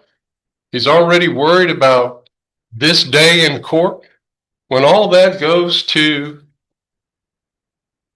not work in his favor, and he's sitting in jail getting his blood drawn, that's when we see the true Devontae Joubert. I've got that video for you to see as well when it's my turn, Your Honor. Okay, now go ahead, Mr. Smith. Mr. Joubert, let's talk about you were He's going to ask you questions. Remember, you're still under oath, sir. Okay, thank you. Go ahead. Placed on probation back in January 28th, and there was evading arrested. Could you tell the court get this first off? Many times have you convicted of a felony? Twice. I've been in prison once. He said I've been in prison twice. So you have been in prison once. All right. How many felonies? He said 2. You've got 2 felonies, which are? The one I'm on probation for. The robbery I went to prison for. You've got a robbery conviction and then the evading arrest or detention. Right. That's on probation. Yes. Okay. That robbery was back. That happened about, God bless you. You were arrested in 2019. And go ahead. Now, explain to the court what the situation was regarding the Lamar University and all that at that time. The situation was I was driving down Capitol Street, and a Lamar police officer was going this way. I was going this way. They said they tried to pull me over, but I'm going like this. So when I get to the light, it's a red light. They have 4 police officers pass me up. The light turned green. I drive when it turned green. I turn on my street on Alabama, and I jump out my car and I say, "What's going on?" The reason why I pled guilty is because this man, he say every time we go to court, it's personal for him. Why am I personal to you? Every time I come to this courtroom, I'm standing here, I'm doing this, he's saying, "Oh, it's personal." Why do I gotta be personal to you? I understand all this. Wait. That's why you pleaded guilty? Man, because I don't want to fight him. That's not what you said under, wait, This- hold on. Maybe you ought to talk to Mr. Smith. You're digging a hole right now. Because during the plea hearing, you take an oath. Right. And I even asked you, are you pleading guilty because you are guilty? And your answer is yes, under oath. Yes. And in the papers that you sign under oath, yes, I have committed each and every element of this crime. I am guilty of this offense and any lesser included offense. You're telling me today I'll that, take responsibility. you know, we can't speak over each other. She has to take everything down and let me speak when I speak, and then you give a fair opportunity. See, you're not following the rules again, and it looks like you want to be in control. And here's the problem is you're telling me that you pleaded guilty for a reason other than contrition and that you were guilty because of somebody else doing something, which is violating your oath. That's perjury. And I'm going to ask them to look into that because you're under oath now. But everybody who pleads guilty, if they're doing it and not following the oath, then they can be held accountable for another crime because we don't want to make fiction here. We're trying to get to the truth. Judge, if I may, this was brought up before. Mr. Ham asked me to independently look at the file, and I looked at it and concurred with his assessment of it. So it's not personal. It's something that we both believe is fair and just. Well, but it goes down to what I make a decision over, and the paper is a document that you have sworn to that says, and I even ask you, are you guilty of this crime? Because you are guilty and for no other reason. You're coming up with something else. And that's perjurious. The confusion, Judge, is that he's not talking about the evading. He said I'm sorry, he said he pleaded guilty. He was talking about those misdemeanors. Okay, even that is the same But that thing. wasn't before It doesn't you. matter what crime, when you plead to crimes, it's all the same. You have to admit you're pleading guilty, not I'm pleading guilty for other reasons. That's so people later don't come back and say, oh, I want to change this now. And you have it, and you had a representation by attorneys, right? Yes. Okay, well, they know as well you can't be doing that. So that's why the truth is important, or else this is a farce. We try to get to the truth. But when you're making a plea, you don't do it just for convenience. It's because you're accepting responsibility for your actions. So talking to me now about I did this for some other reason because somebody said something to me or something, that confounds the whole thing that you were on probation for. I mean, all that does is dig yourself a hole in more trouble. And perjury is a terrible crime. You've had enough crimes here. Which, follow the rules do you remember which and take court responsibility. you went on those misdemeanors as far as the indecency? Clinton Woods. Huh? Mr. Judge. At the Woods? Yes. Judge Woods? Okay. And on that night of the evading arrest, I mean, were you guilty of going around and exposing yourself to women? Yes. Sorry. Yes. And so that's why you Yes. did that. But after that, you accepted responsibility on the evading and were placed on probation. Right. Tell the court now what is. Hold on, let me stop you just for a second. Why would you do such a thing?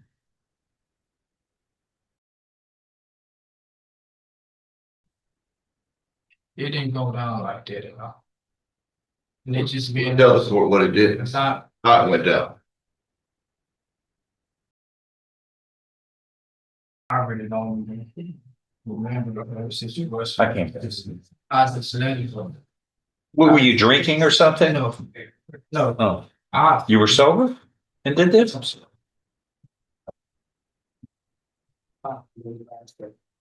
Tell the court what is going on with your life now. I've been out since December 17th. When I got out, when I was in jail, I said, I talked to myself and I got the same paper you guys got with all my convictions, all this, all that. Seeing my daughter come and visit me, seeing my mom crying, and I just made an oath to myself, hey, I'm done. You have children? Now I have a 3-year-old girl, a 5-year-old son, and a 6-year-old son. Hold on, I was sitting. hold on. I was. You have a 6-year-old son? That's right. Okay. But you still committed these crimes, some of these crimes while you had children at home? Yes, sir, I did. It's not enough that you can look into their eyes and see that your actions will affect them. And that when you do bad things, they're going to be adversely harmed as well. That's right. And what is the greatest gift to your children? My father, I feel like. Sir? My father, because I didn't have. No, your greatest gift to your children is to set a good example and to be a role model, because they're going to emulate what you do. Right. That's a natural phenomenon. Right. That's why you don't live just for you when you have children. Right. You live and you become third. The creator is one, others, your children second, and you come in third. That's selflessness versus selfishness.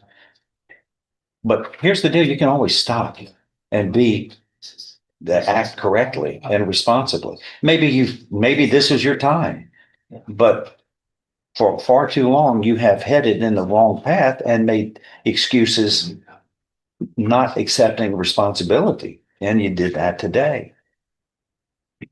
But on the night that you were arrested for this DWI, that you're pleading guilty to. You told the officers that you had a couple of drinks, right? Right.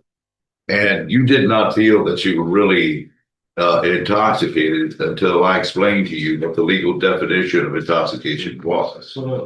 And so you agreed with me that technically you were intoxicated. You don't believe, we've had great discussions, we've talked to an expert. You don't believe that 0.165 is accurate. Right, but I knew, after I spoke to you, I knew that I was physically not myself. So that's why I played to it. Because you had lost some of the use of your mental physical factor. Yeah. All right. So when I was explaining it, Go ahead. we was about to show a video that night. Go ahead. The night I got pulled over, it's the same officer when I went to prison, and I had a conversation. I was a trustee in Jefferson County. We had a conversation every day. He come to work. When I used to talk to him and tell him, hey, this and that. And the night when he pulled me over, and I'll be honest with him because I knew him. He asked me, hey, have you had some drinks? I said, yes, sir, I have, And he told me to get out, did what he had to do. I agreed to everything until he told me he was taking me to jail. That's when those videos come of me being belligerent, cursing, talking crazy because my feelings were hurt. Because what? Me talking belligerent, crazy, and everything because my feelings was hurt. Your feelings were hurt. Yeah. And so that's when all this come from talking crazy. What do you mean your feelings were hurt? So because me and him had a conversation and he used to always tell me, hey, you're capable of doing better. You're capable of doing this and that. And you're taking me to jail. But I coached him out and did all that, went back and forth.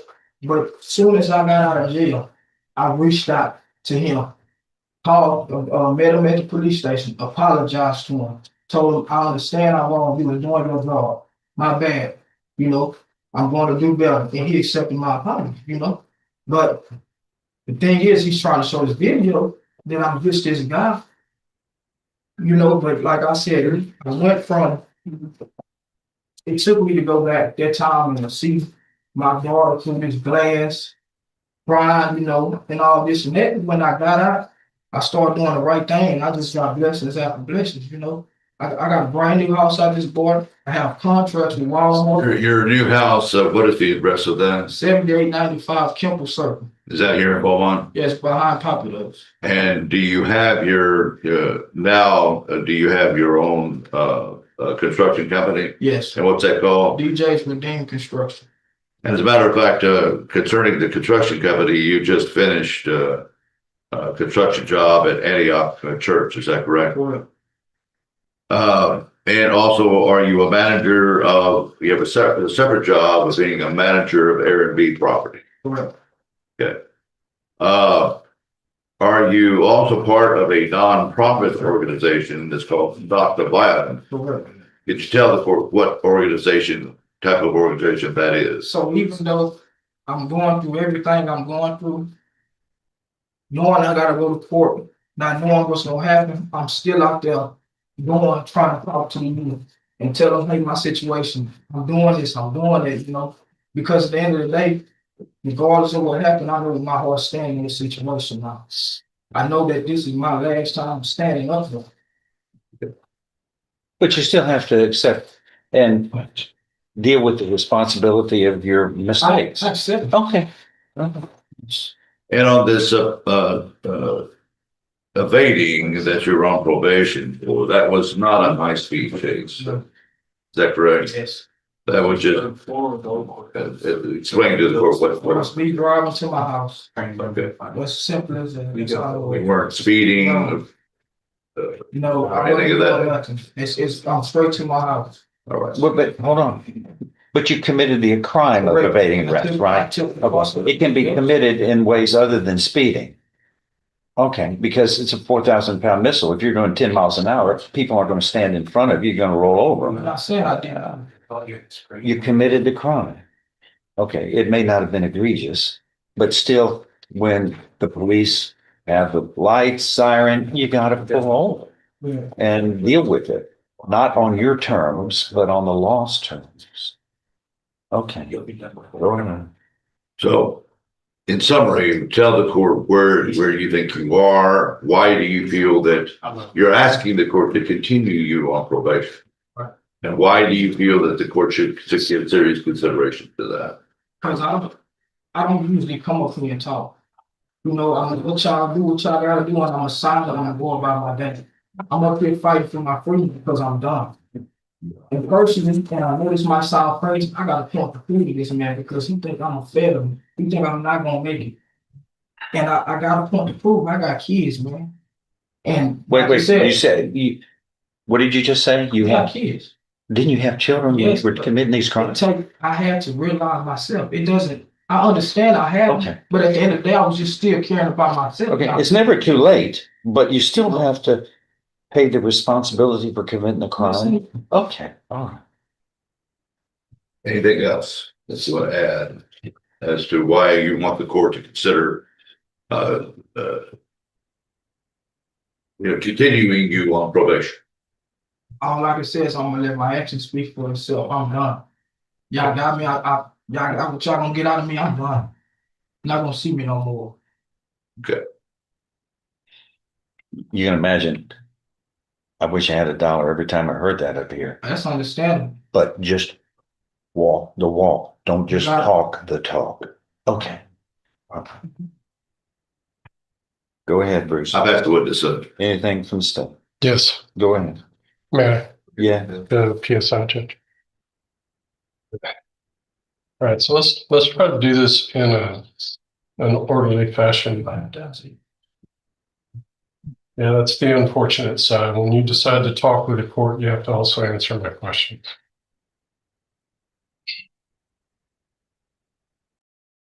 According to, let's deal with this chronologically. You have a juvenile history, and the reason why that's relevant, sir, is the fact is in 2016, you committed 2 felony offenses, theft from a person and unauthorized use of a motor vehicle, which resulted in you going to what's commonly known as TYC. Remember that?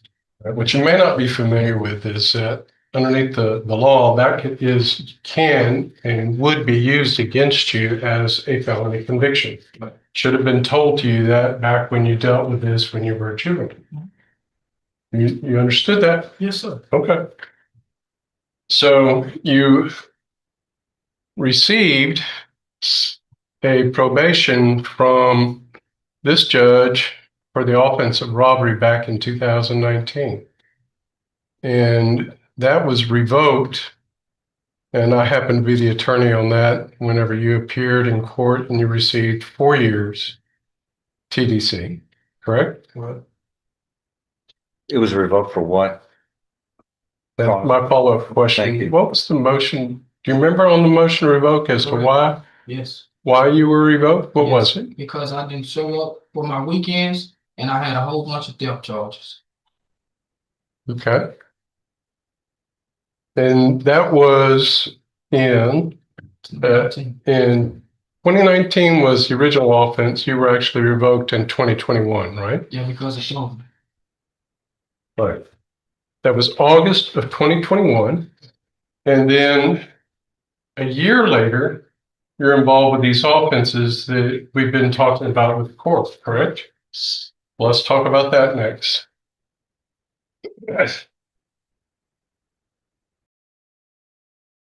I'm showing your lawyer the PC affidavits for those 2 indecent exposures. These are court records, so they're admissible on that basis alone. Do you have any objections? As those are official government documents, I cannot object. Okay. There were 2 different women, probably the state's exhibit 2. However, I do object to the hearsay contained within. Hold on. Now, what are you referring to? These are probable cause affidavits on those. On the 2 matters he's pled guilty to and got 60 days jail time. Okay. These are the indecent exposures. Okay. Well, at the time, when the was a pre-sentence report made in that on case? Misdemeanor offense? No, sir. But on this case, there was on the evade. Okay. So I'm going to ask him 2 questions on that, and then I'm going to hand them for your review, Jeff. There were 2 different ladies involved with claiming that you exposed yourself to. Do you agree or not? I agree. Okay. And these happened back on August 23rd, 22. They're on Lamar campus, correct? Ms. Horn has said that she approached your car, you were sitting in the driver's seat stating, "Let me show you what you're missing out on," and exposed your penis to her. I don't agree. You don't agree? Second lady, Miss Menino, stated that while you were driving, she glared over at you and saw you exposed your penis and you began masturbating. Why would she be in my car? And then you stated, "I don't know, I don't know what you thought this was." But the thing is, why would she be in my car? You don't get to ask me questions. But you can ask me questions. Yes, sir, I can. Did you say that to the lady? Yes. And you were masturbating on that day? No. That all precedes the event where you are arrested and charged with the offense of evading arrest. Okay. Do you agree or disagree? I agree. That those 2 incidents that the judge will read in the probable causes, that's the reason why Lamar was looking for it. That's understandable. Do you agree or disagree?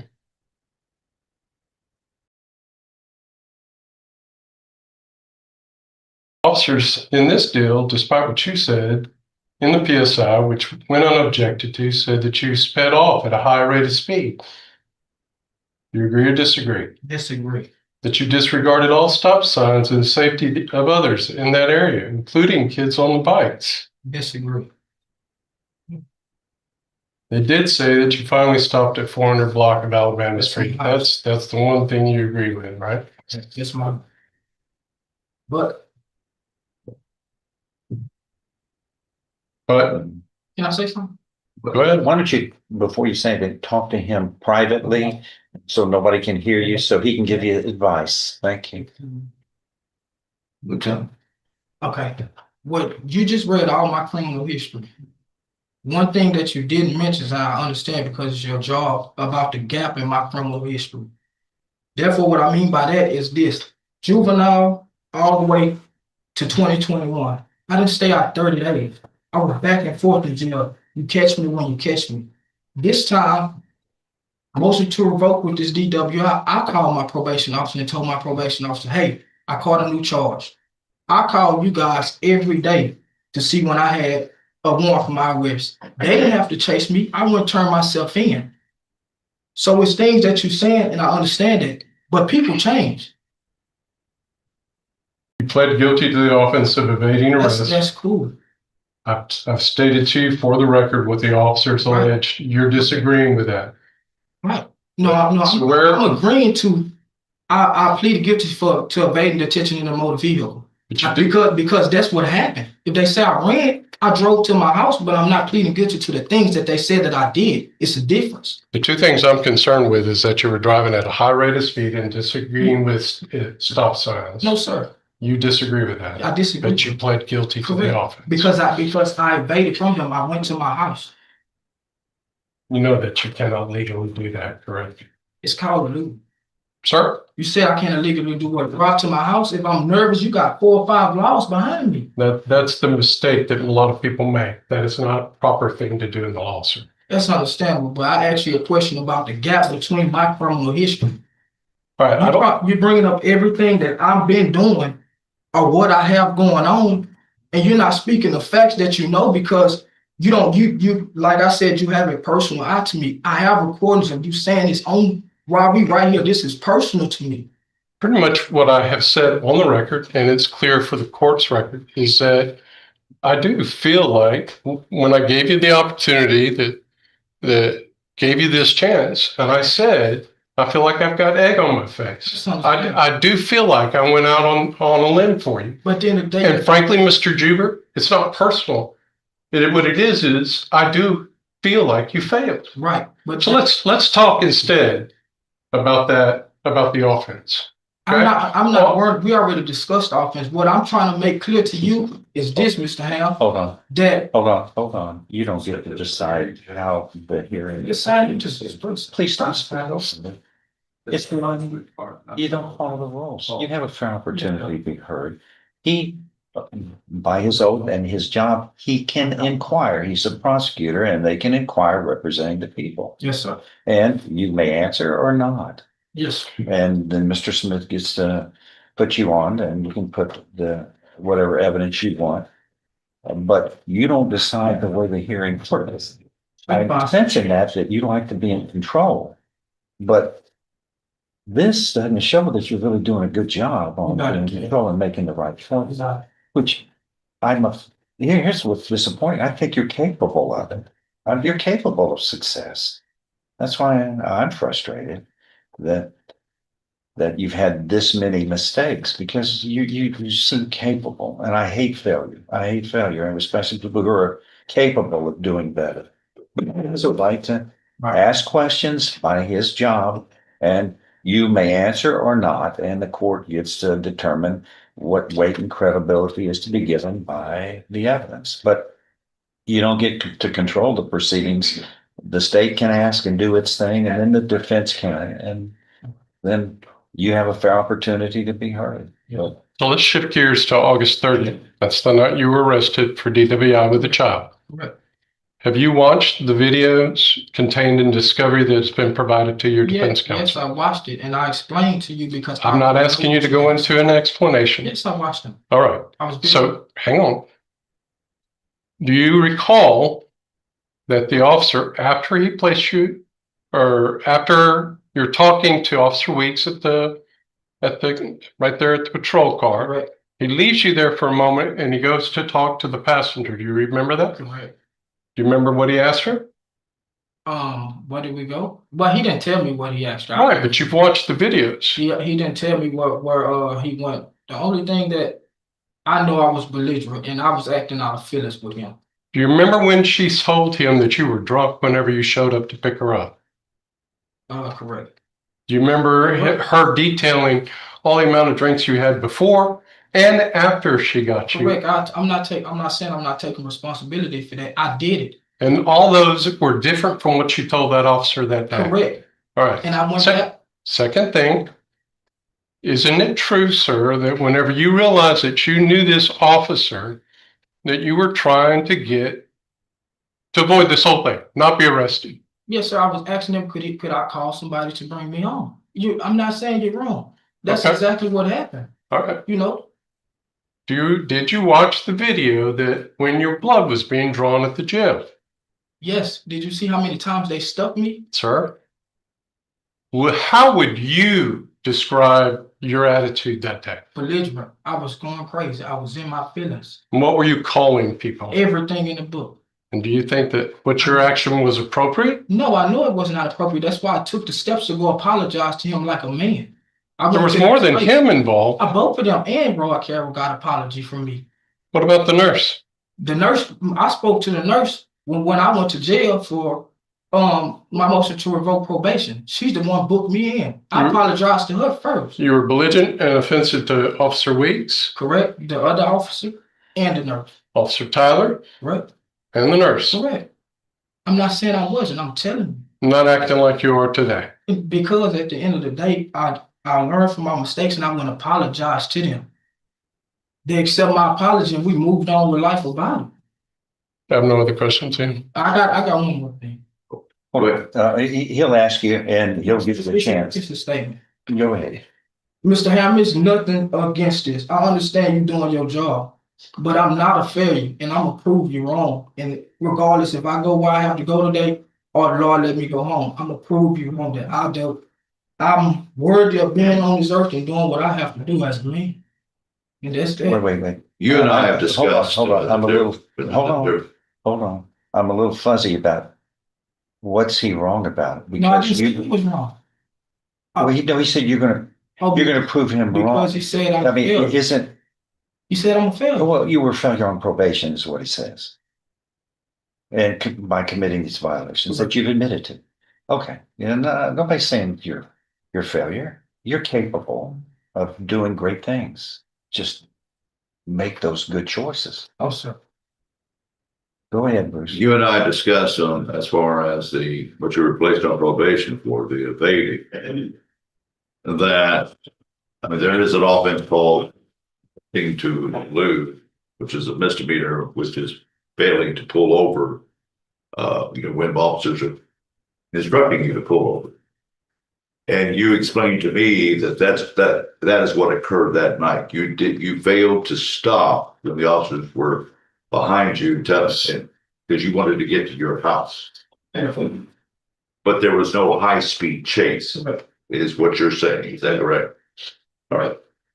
But after being, explained what after you and I were talking about this, you agreed that technically you did violate the offense of evading for failing to stop. Correct. All right. Is there anything else that you would like to tell the judge? Like I just told you before, my actions don't speak louder than my words. He done heard it multiple times, but if I say I'm done, I'm done. I got too much to lose right now. Yeah. Oh God, yeah. It's honest. But Are you supporting your children right now? all my children stay with me. All your children are with you? Yes. And that's at that new house, 7895 Kemper Drive. Correct. All right. Is there anything else? That's it. Yeah, I've asked the witness. What happened on July 28th, 2026? July 28, 2026? Yes, sir. Probation? Yeah. Okay, I went to probation. I went to probation, completed my MTRP class, went to do a UA, failed for alcohol, brought her my paperwork from my doctor. That says what? That said that this is promethazine that has 7 to 8% and will fail in the urinalysis. Okay, so this is prescribed medication. Correct. And you presented to the probation officer the proof Yes, that this while you're taking this medication, if you were to take urinalysis, it will show alcohol. When I first was sick, during February, I presented it to her, but she said she didn't have it no more. So I went personally myself because the urinalysis lady was arguing back and forth with me. So I made it to go to my doctor, and my doctor wrote a report saying that, hey, this is, this will fail. And I brought it to her, and that's what it was. Because you had not consumed alcohol. Right. I have not drunk. I got a breathalyzer in my truck. that I blow in every day. All right, so since I was the one asking questions. Oh, That's okay. Go ahead. On July Everybody get their 28th, hands. you tested positive for alcohol. It was after that day, you argued with it and you said, I've got reasons, and you came back and you brought them a medical excuse that was done when? Medical excuse was done February, When did you bring it back to them? the same day. Right, you didn't have it on your person when this The happened, thing correct? is, this is already sent to her. Sir, I don't want to argue with you. I'm just asking for a yes or no answer. You came back with the doctor's excuse, Correct. right? I got it. You're saying that you had that before and you gave it to her before. Right. You're telling the court she told you that that didn't happen, that she didn't have it, right? Yes, she told me. I sent it in an email, a picture of the prescription bottle. But the lady that takes the urinalysis, she told me no, it's an opiate. I went to my doctor. Promethazine is, sir. It not oral, not liquid promethazine, sir. Right. And I went to the doctor and the doctor printed out a paper and say, hey, you know, they can say what they say, but I'm a doctor. So your excuses for that incident is what you told the court, much like your excuses about indecent exposure, the evading, and now the DWI with the The child. thing about it is I'm not taking excuses. I'm taking responsibility for those. With explanations. That's not an excuse. That's exactly what happened. Right. It's not an explanation. I'm telling you I did it. Yes, sir. You trying to get me out of my character. I'm telling you I did it. No further questions, Judge.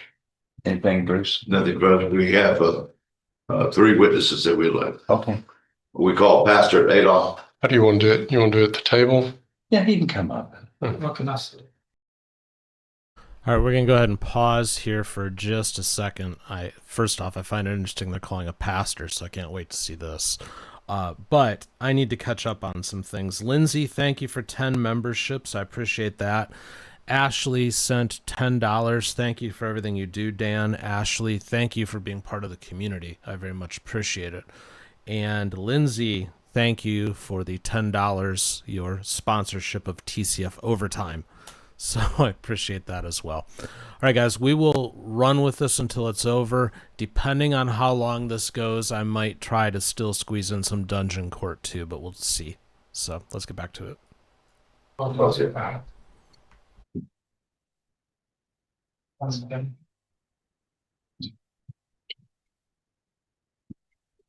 Raise your right hand, sir. Do you solemnly swear or affirm any statement you make during this hearing shall be the truth, the whole truth, and nothing but the truth, so help you God? Lower your hands. Go ahead. For the record, sir, would you state your name? My name is John Adolph. Okay. And could you, for the record, could you also just tell us what you do for a living? I am the pastor of Antioch Missionary Baptist Church. And that is the same church that he just recently did some work on, construction work at your church. That is correct. Could you tell the court what your knowledge is of Mr. Jubert and what you would like to tell the court about?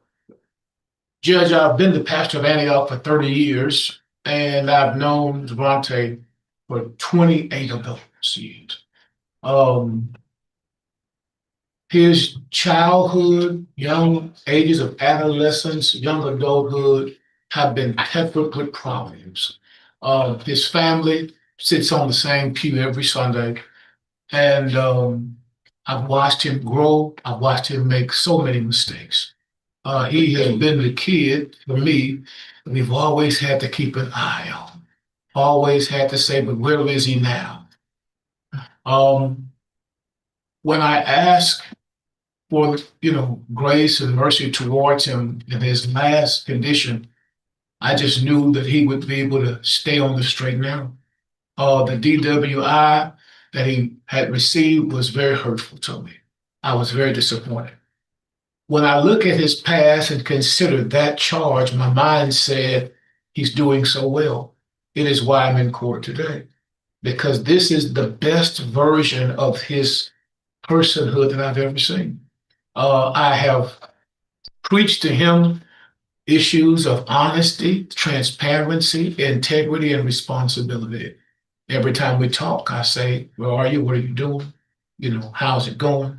And right now, this is the greatest I've ever seen him as a young man. I think it has taken all that he's been through to get him to where he is today.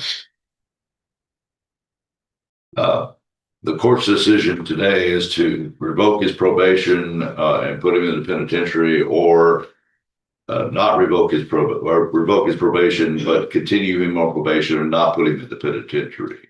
What is your feelings about those choices? Hold on. And there's a second case that Yes. is a felony and options of probation or Well, that's the DWI. finding guilty, or options as well.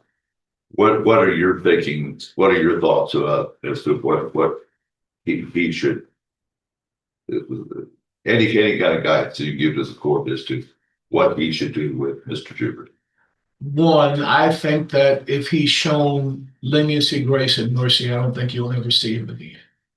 I think that right now, I feel in my heart that he's the man that I've been praying he'd become.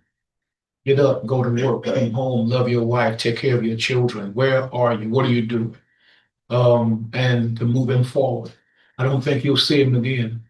I think he's reached a limit on whatever he's done before now. Will he be perfect? No. Hold on. I don't want to paint pictures of pseudo perfection. I think that'll hurt us all.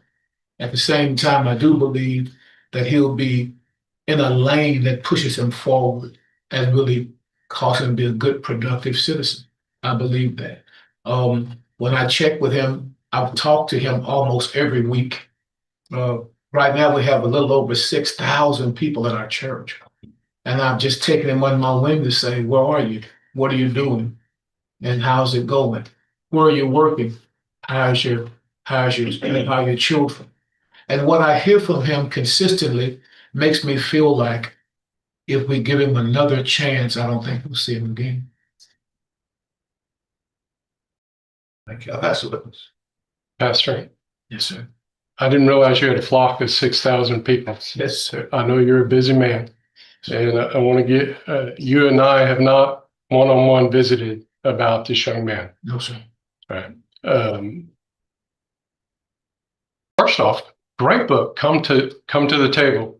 When are you and Bishop Toops writing another one? I hope that soon. He's going to have an ecumenical gathering, and I will be away in Nevada in revival. I'll have to miss it, but I was hoping to be there. They changed the date. We had a date set for this wonderful ecumenical luncheon, which I think we are way overdue for. Yes. And no one could do it, I think, like Bishop Toops could do it, to just bring all of these denominational heads together, sit and talk about what we can do to make Beaumont great. And I was looking forward to it. So I don't know when we'll author the next one, but I hope it'll be soon. So I mentioned, Just, if I may. Yes, sir. I hope that not only the prayers, but also that some thoughts to be given to help us, me and others in the criminal courts.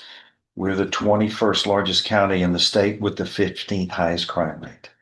And we are busy here, and we can use all the help in prayerful guidance as we can give. So thank you for, because this is not an evil county. It's wonderful. We've got a work in progress, and we all have a part to play in helping mitigate the crime, the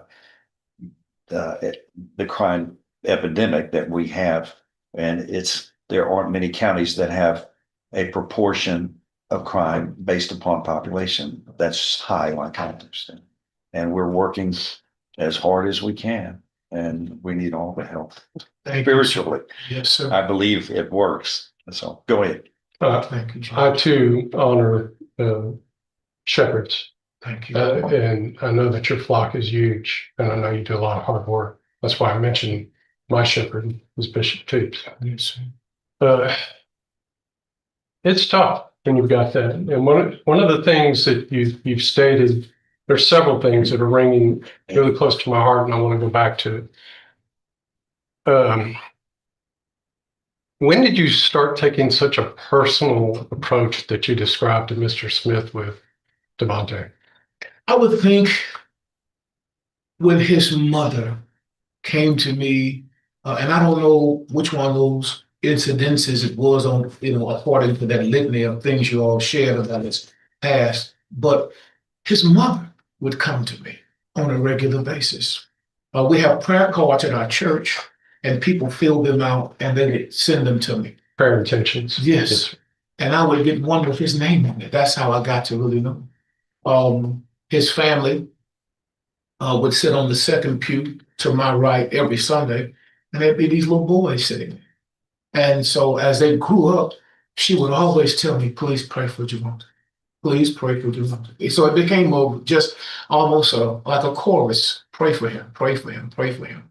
And her burden became mine. I don't really know the exact time or date, but that burden became something that I would take home, and my wife and I would pray for him. Good. And obviously, no matter what happens, you continue to do that. Absolutely. Right. And we both can agree there's only been one perfect man that's walked this earth. Yes, right. The rest of us are just striving to do the best we can. Yes, sir. Yes, sir. You did not personally talk with me before I offered him the probation on this case, but you did have others come and approach me on his behalf. Yes. Correct? Yes, sir. And you know that efforts were made with your name attached to give this man another opportunity. Yes, sir. Were you advised that that was done with an extreme amount of reluctance on my part? Yes, sir. Were you advised it was solely because your name was attached to it? Yes, sir. Yes, sir. Was it after that that you started to watch him? Yes, more so then. And to really try to make sure he was in worship on a regular basis. Yes, sir. And to make sure that he was really barreling down on what he should be doing. The evening of the DWI, should I say, the early morning of it came as a shock to me. Right. I was disappointed and shocked. You described it as a disappointment. Yes, sir. I had that same thing, and you've heard the discussion he and I've had. I don't see him as a failure, but I see that as a failure. Yes. Don't you? Yes. I mean, because it was based on your words, your reputation, and the ability that he would follow. Yes. But he failed in that regard. He failed. Absolutely. Right? Yes, sir. Yes. Is there anything you could have done differently to prevent that? Well, when I spoke to his mother about that very evening, he was just kind of wanting to just get away and to relax and just be with his friends. Celebrating a recent graduation. Right, right. So when I spoke to his mom about this incident, she said, Pastor Adolph, I cautioned him to stay. She said, but he really wanted to get away and just live a minute. He felt like he just wanted to just be able to laugh and talk. And I said, I understood that. And I just wondered in my heart and my brain, at what point was one too many? When did he lose control of that moment? I've always just thought about that. And I've cautioned him on it. My father suffered with alcoholism for 31 years. So it's one of the reasons I don't drink, because I know the demon that it can be. So I just often played it back in my mind. And I spoke to his mom about this on at least 3 other occasions before today, just talking to her. What happened, this, that, and other. And had he not gone, we wouldn't be here today. He'd be doing, just on the straight now. Had he not gone, the video, because he mentioned that to me, he said, Pastor, I was really out of character on this video that they took. And I said, well, what I want you to do for me is be honest. Don't sugarcoat anything. Be transparent, be honest, take responsibility for that.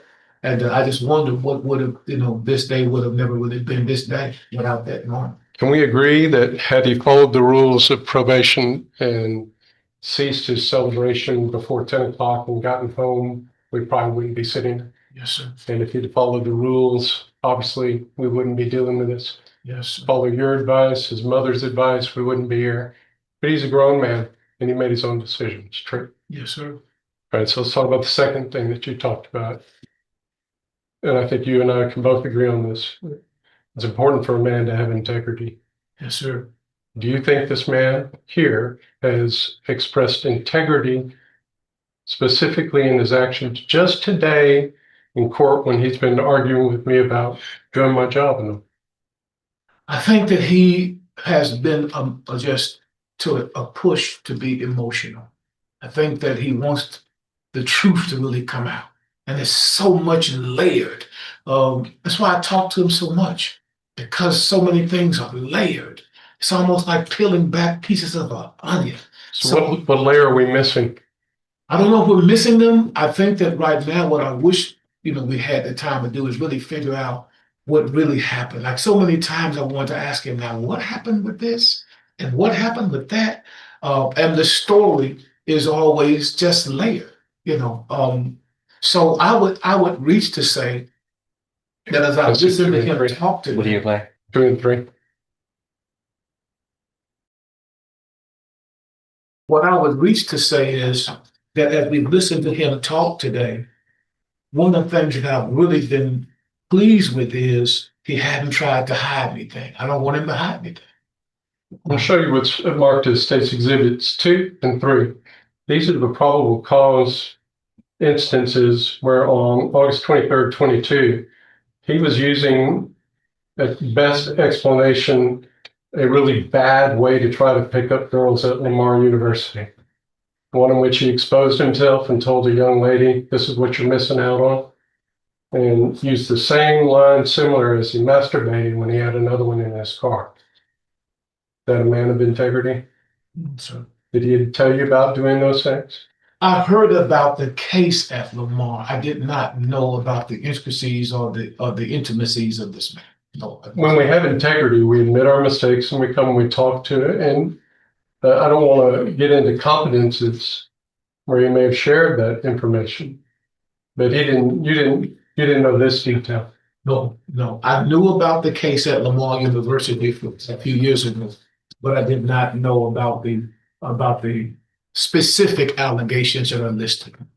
Thank you, Pastor. Pastor, you heard this morning, and he's been make sure that the court realizes he's taking responsibility and he's telling the truth. And you heard him argue with Mr. Ham about the things that those two women, some of the things that those two women did simply not. And like even the officer saying it was a high-speed chase, he says that did not happen. I just did not stop. You heard him tell his version of what happened that night. Is that correct? That's true.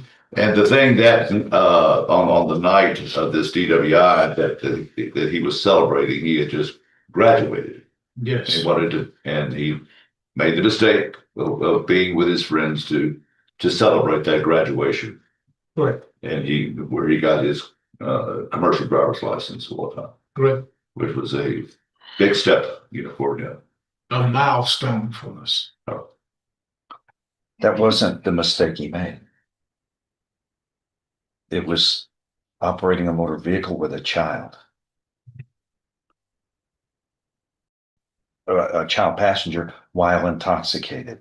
Not one, but two people were put in jeopardy there, and a child who just goes along for the ride. And it's our duty, our responsibility to protect them. You had two souls in that car. Yeah, go ahead. And is there anything else, Pastor, that you would like to tell Judge Stevens that we haven't covered? No, there's nothing else that hadn't been mentioned that I can think of that comes off the top of my head, other than the fact that I'm proud of you being honest today here. I'm thankful for you to be transparent, honest with integrity, and take responsibility for the things you take responsibility for. And in my mind, that's good Christian manhood.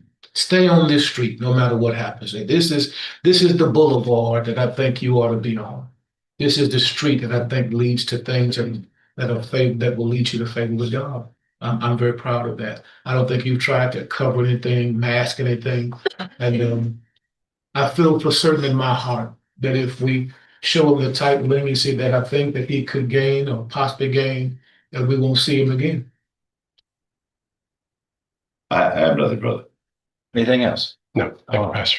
Thank you, sir. Thank you, Jim. Anything at all asked to add by the parties. Yes, I have, let's call AJ Turner. Before we see this next witness, Michael, thank you for your $10 donation to fund TCF overtime. I very much appreciate that. All right, let's see what this next guy has to say.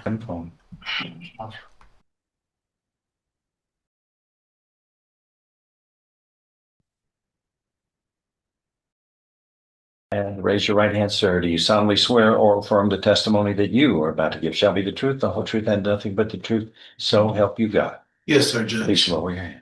Go ahead. For the record, sir, would you please state your name? I'm Albert AJ Turner. All right, and Mr. Councilman Turner, what do you do for a living? I'm a city councilman, elected official, and an entrepreneur. All right. Could you tell the court what is your involvement with Mr. Jubert and with the things that you would like to inform the court? Well, I look at him like a little brother. He's a kid I kind of been mentoring on and off since he was in high school. And often, I just rather be factual. We have young black men who don't have other black men they can look to that are guiding them, giving them the proper direction and showing them this is how things can actually be done. He literally sits 2 rows in front of me at church. And I remember seeing him start off at church by himself. But I also been seeing, as of lately, he's coming with his kids. And that really resonates with me. And here, how long have you been involved with him? Man, since he was in high school. Okay. The man that he is now, I mean, you heard him testify that he just bought a new house at 7895 Kemper. He has his own construction company. In fact, he just finished a job at Antioch Church, and he's a manager at Greenview Properties, and he's highly involved in a nonprofit organization called Stop the Violence. Mm-hmm. Is this the man? That the man that you see now, is he a difference in the man he was known in the past? Yeah, but like most young men, I watch the cycle and the system, and I understand the way systems work. They get in trouble, and often one of the biggest things that I try to teach is accountability. I see people run from it. I see them make excuses. I even see them get emotional today. I almost want to get up and say, calm down. I literally wanted to. That's why I'm doing it now. But taking accountability is hard. And even people who you look up to, hearing some of these things about you are even harder because we pass a lot of judgment in life. So I think one of the toughest things for him is even me being in the crowd, hearing some of these things. But who I am, I used to be a parole officer. I try not to get caught up in who somebody was, and I focus on who they're becoming. And I try my best to work with them to make the best version of them. But I do understand if you make mistakes, you have to be held accountable. So what I have seen him develop into, even him telling me he was ready to get married, I was kind of shocked when he gave me a phone call when he got his first contract at Walmart. You know, he called me excited about it. And I'm like, you know, just to see where I knew he was at, all the mistakes and things I knew he's done, and to see where he's going, it really shocked me, made me feel good about it. But when I heard about what happened, it was definitely disappointing. And the man that you see, everything that he's doing now with his life and taking care of with his children and all of that, is that the type of man that you're convinced that if this judge was to see fit, would give him a second chance and allow him to be on probation, that we would not see him again before this court? Yes, I feel good about it. But my biggest thing is, even for myself, I try to look in the mirror and I want my kids to look at somebody that they aspire to be. And that's what I want to tell them today, the way his kids look at him.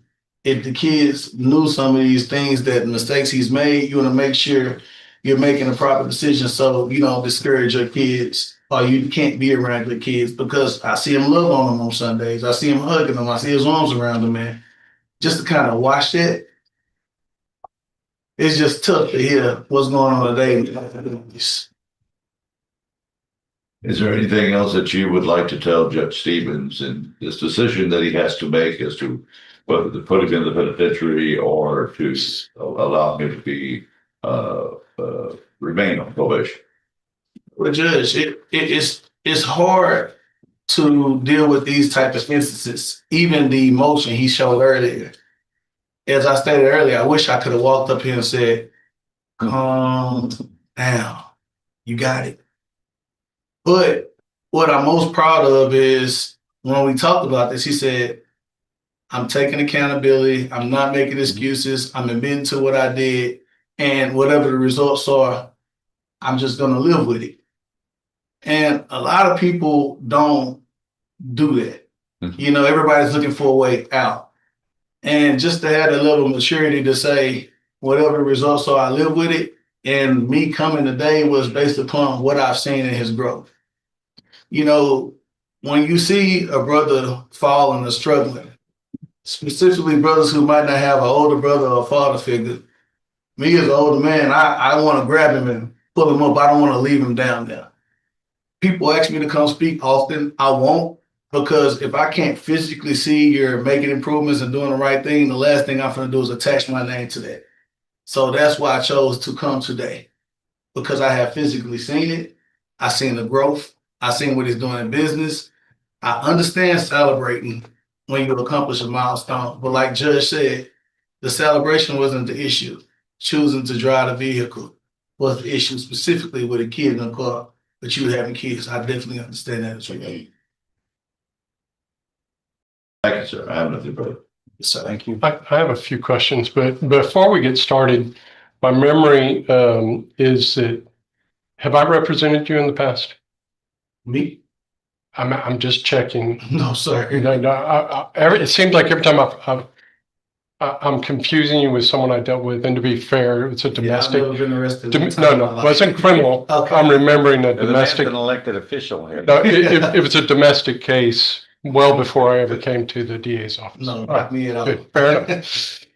If that was true, then I had to disclose it for the record. Okay, no, not That's at the all. only reason. All right. So secondly, number one, I appreciate you coming up and I take to heart what you're saying, that you take your name serious and you don't just throw it around. No, Right. Your reputation is something to be valued, and I appreciate it. When you talk about Mr. Jubert, your dealings with him is church, right? Mhm. Just Church like and stop the violence. okay, and you just like since Tommy Coleman's the only prosecutor in the courtroom right now, he and I know each other professionally. We work together, right? And I have my opinions about him. We see each other in work, just like I have friends in church. I see them in church. If I go to the gym, I've got friends at the gym, right?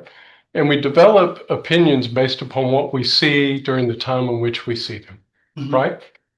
And based upon what you've seen, that's what you're giving the judge here today, right? Yes, sir. Today, did you learn about the indecent exposures? Today was my first time learning about that. Yes, sir. All right. It's not something shared in church, No. right? Were you aware that he went to TYC? Yes, I was aware that he went to TYC. Did you know that he'd been in and out? He's been in and out of trouble. You've known that. Yes, sir. Right? Did you know what he went to TYC for? No, I know he's been in and out of trouble a lot. I don't know the specifics of every time he's been. Did you know that he was placed on probation for robbery? Yes, sir. I did know that. You know that was revoked. Yes, sir. And he went to prison for that. Yes, sir. And it was within a year that he picks up these charges that placed him on probation. Yes, sir. And it's within a year after getting this probation that he picks up a new charge. Yes, sir. And yet you still have all that opinion. Yes, sir. I still feel good about this young man. Is there anything you could have done to prevent him from driving with it while intoxicated with a child in the car? It's nothing I could have done. No, sir. I don't think it's nothing nobody could have done. So are you aware that the lady that was the passenger in the car that day tried to talk him into letting her drive? No, sir. I wasn't aware. Do you think you could have talked him out of driving that day? Maybe you could have drove instead? I definitely think I could have. What greater ability do you have versus the lady he chose to spend the night with who happens to be the mother of that child. Men, and let me explain this to you when I say men, like a father figure. I know if I can look at a young man and I can convince a young man to do something, I also know I have the physical strength, if necessary, to stop a man from I'm smiling because I understand where you're coming from. Yes, sir. If he wouldn't have listened to you, you would have made him. Yes. That's what you're telling me. Yes. Right. You're willing to sign up for that for however long he's on probation? Am I willing to sign up for what, sir? Be there physically to make sure he does what he's supposed to. Yes, I will be there physically for him. All right. No further questions. Anything else? Nothing further. All right, thank you, sir. No problem. Thank you. Anything else to add by the parties? Yes, sir, we have, we call Gary Senegal.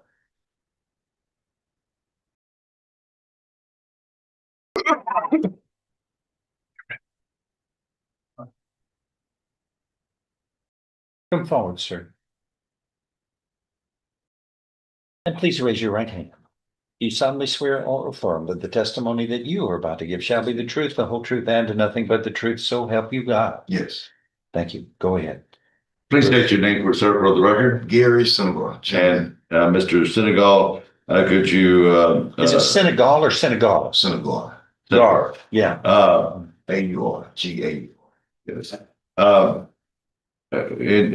what do you do for a living, sir? I don't do a lot. President Stop the Violence, father, grandfather, part-time in Rogers, truck driver, ex-correction officer, activist. Could you explain to the court what is your involvement with this young man that we have here? I met him while I was at the jail, and I watched him. I watched him change, and he actually got better. You know, as I saw him, and after he got out, he was a trustee. Came in as he was a regular inmate. Then I was known around the jail for talking to the guys, talking to some certain young men. You know, and I watched him. He actually changed. Listened to him. Had to pop him a couple of times, but he listened. And the information that you've been sitting in the audience and the information that you've been hearing about what he's doing now in the construction company and several things that in this nonprofit organization stuff that you've heard all of that. Is that correct? Yes, sir. All right. Of course, the issue before the court is whether to put him in the penitentiary or at least place him on probation. The man that you know that he is meant, you feel comfortable making a recommendation that the judge could allow him to be on probation, extended probation, and that we would not see this young man again before this court. I stand on it because I listen to everything that he says that happened. I know about a lot of it, but I just don't say if God will allow some of our past transgressions to be read out loud, it would sound worse than that. You know, everybody in this room, hidden stuff. You know, it's just exposed, and it's not to make light of it. But like Albert said, a lot of these young guys, young black men, young men, they need the father figures. A lot of them don't have it. And it's not to condone it or to make excuses of it, but that's why I'm here. You know, I feel like I feel it. You know, I have sons as well, you know, and sometimes they slip through the cracks, you know, but does that mean he's jailed or jailbird? Is he a convict? Is he an inmate? No, he's not. I've been in the profession. I've been in that business for a long time. And if I don't BS, I don't like to waste people's time. Time is money and it's time. If he wasn't that person, I wouldn't be standing right here. I would say, yeah, he belongs in jail. Jail is what's going to rehabilitate him. But he's not. That's not the character that I see. And thank you. That's what it is. I don't have any questions for you, but I know you and I've talked on the phone before. I remember before you started the Stop the Violence. Yes. But I 100% appreciate everything you're doing for our community. So thank you. but the good work. Yes. And Judge will remember you testified last week, so you're making a habit out of this. What are we going to see you on next week? All right. Thanks, sir. Last witness is Todd Broussard.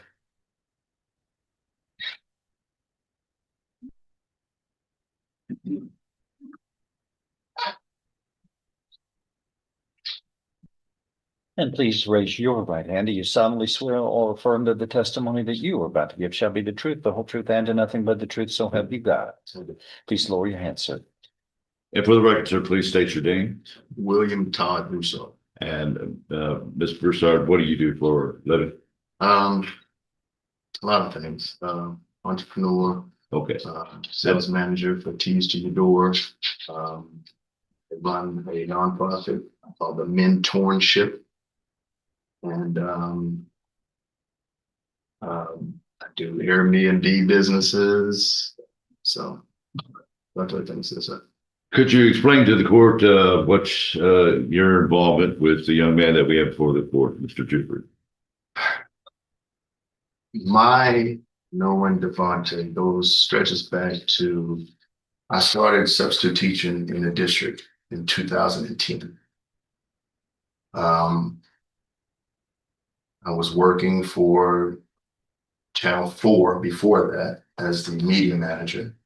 Corporate did layoffs, so I resorted to the school. As I was in the schools, I met the young man in middle school. I want to say 2011 or so. He was a fighter. Yeah. He would get into it with kids at school, and I tell him, I said, you know, if you like to fight, you might need to go and get paid for it. You know, turn that into a business or structure any of that anger. We take it and push it towards something positive. Little did I know, later Miss Regina Rogers would take me down to Minnie Rogers, and I saw Devontae there. That was my first visit. It was an eye-opening situation. So I'm like, man, I see so much potential. At that moment, I knew, and I'm gonna say at that moment, when we were in school, I saw the potential. So when I was brought there for that moment, I saw him, I gave him some urban words. He lit up, lit up. Now, did he have his bouts? Was I there all the years? Well, we were back and forth. Of course, he served his time. But when he came back, I've never seen like this before. Never in my life have I seen him to this stature of a man before. I can honestly say if, for one, the accountability, the upfront taking responsibility for his actions, first and foremost. I truly believe that if he was where he is today, he might have fought this case and possibly won. Financially wise, let me say that. I also believe that because of his truthfulness and taking accountability, he told me that then. I asked him, please don't sign for a 10-year deal. I asked him personally, especially it not being deferred. But he said, man, I'm going to do it. But he was also, again, frightened. And that was on the probation. That was on the probation that he took. That was my first time encountering Stan. But I will say this, and I will say this to you and Your Honor. Mr. Hammond and I had a conversation after he got the DWI. And he specifically told me, I have him in my crosshairs. And took that to us. Took that as in, okay, I see crosshairs as in a scope, hunting, or I could understand coming from him being a prosecutor that, oh, I'm going to get him. So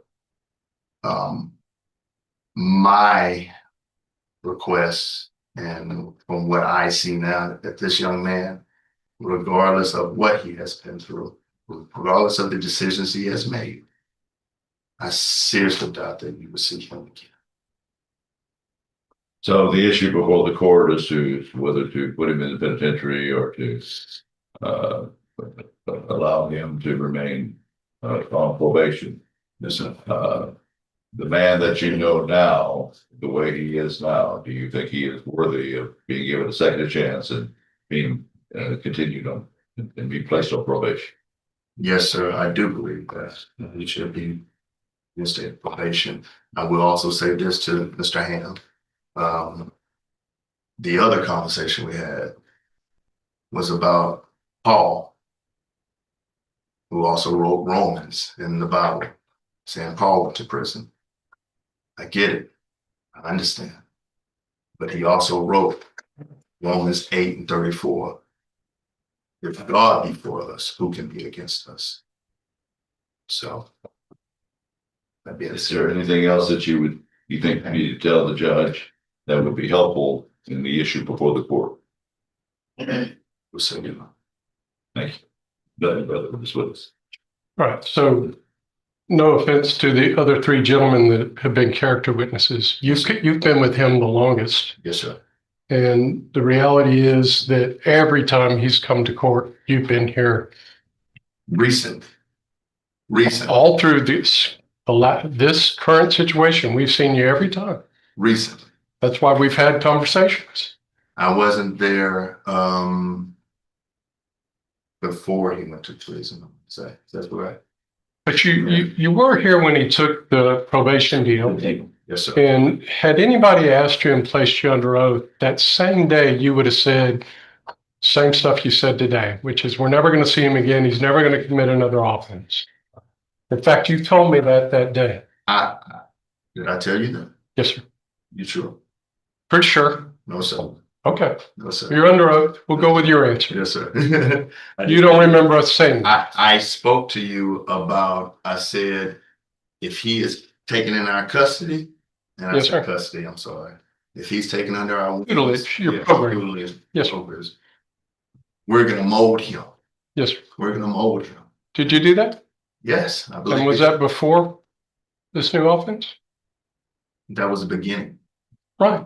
Yes, sir. But this happened anyway, Yes, sir. right? Yes, sir. Man falls 7 times. Get back up. Yes, sir. Yes, sir. As I That's in the said, Bible, by the way. as I said with Pastor, there's only been one perfect man that's walked this. Yes, sir. Yes, And sir. it's not any of us in this courtroom. Yes, sir. Right. Thanks, sir. Anything else? Nothing about this witness. Thank you, sir. I would like to ask my client, is there anything before we submit this to the court? Is there anything else that you would like to tell the court in closing? Yes. To all three of y'all, I understand, man. I'm done. You say, I know you say you heard it, this and that. Y'all not gonna see me. Anything else? That's it. That's all we have to. I have no questions of him, Judge. What are y'all asking for? Stay. Sir. What are you asking? I'm going to respond. I'm going to let him start, Judge. Go ahead, Bruce. General, on the new case of VWI, we're asking that he was given probation and that it run concurrent with the court allowing him for the court to extend his probation term on this abating detention, not revoke his probation and allow him to continue under whatever terms the court deems appropriate to remain on probation, and that's what we're seeking. My opinion hasn't changed, Judge. I appreciate and I love and respect the gentlemen that have showed up for your behalf today, Mr. Jubin. The harsh reality is that the original incident that got him started down this path that you're making this decision today on, those misdemeanors are just horrible. And Lamar was doing everything they could to try to find who was involved in that. And what I've witnessed today is the same thing that's continually occurred. It's a man who accepts responsibility in quotes, but offers so many different explanations and reasons why it's not as horrible as it sounds.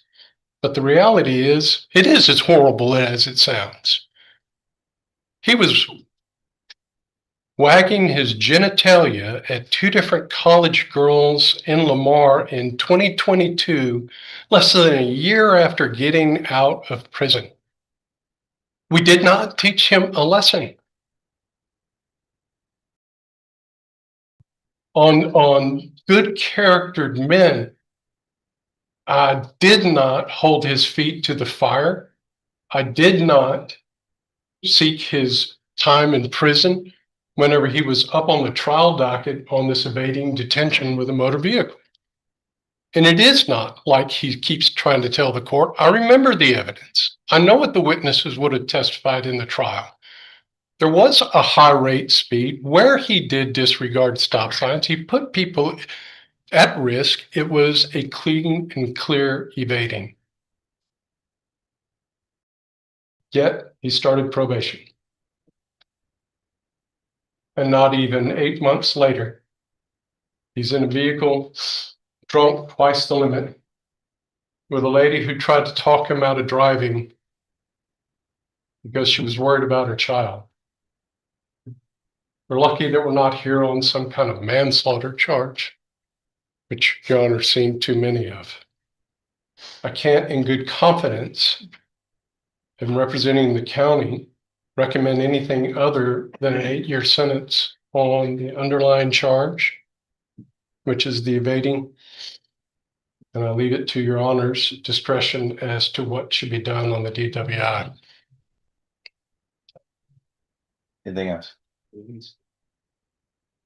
Well, just, I mean, Mr. Ham is putting great emphasis on those misdemeanors that occurred prior to he being placed on probation for, for this evading. And my client has taken, just a probable cause affidavit does not prove the allegations that Mr. Ham is trying to convince the court that is true, and he is in fact under oath denied some of the allegations, some of the statements that are contained in the probable cause affidavit.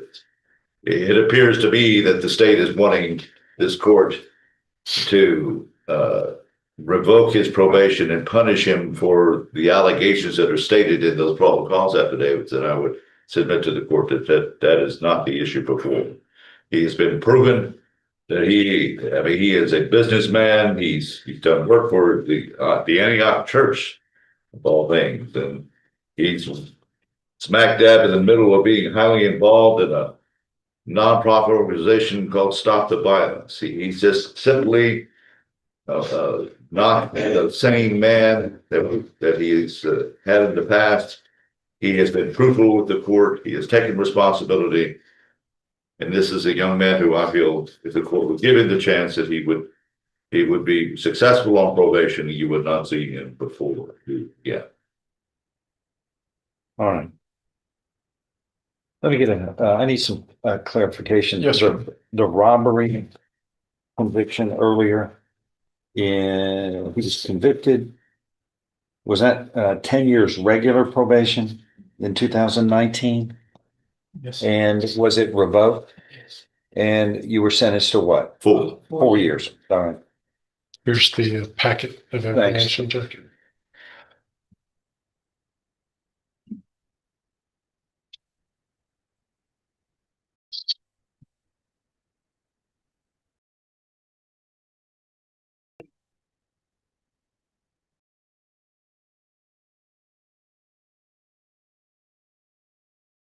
Thanks. Here. Yes, sir.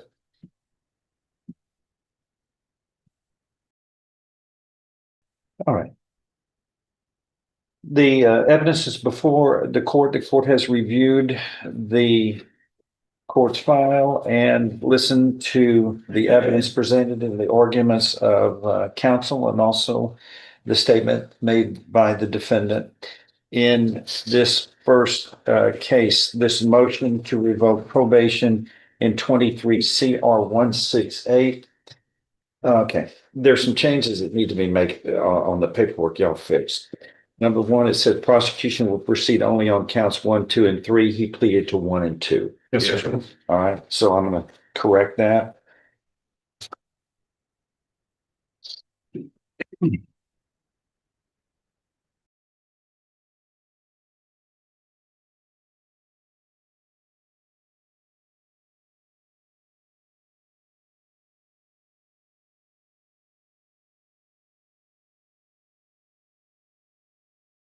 And the agreement by the parties that the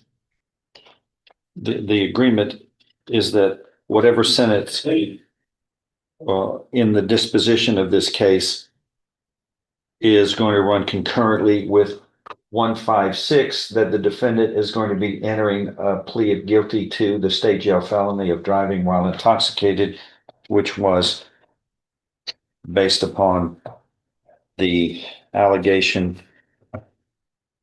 in the motion to revoke probation, allegation number 1 out of the 2, the defendant pleading true to driving while intoxicated with a child passenger and also being at a location other than his residence after he was on his curfew order. Correct? That's correct. Okay. So this is so there is some conditions based upon an agreement in this case. Yes, sir. All right. So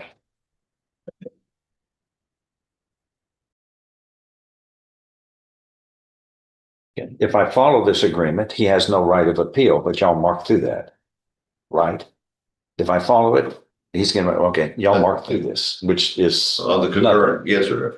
I'm gonna change that. Yes, sir. He has no right of appeal if I follow this, right? That's correct. Okay. It's reflecting otherwise, we gotta fix this. There we go.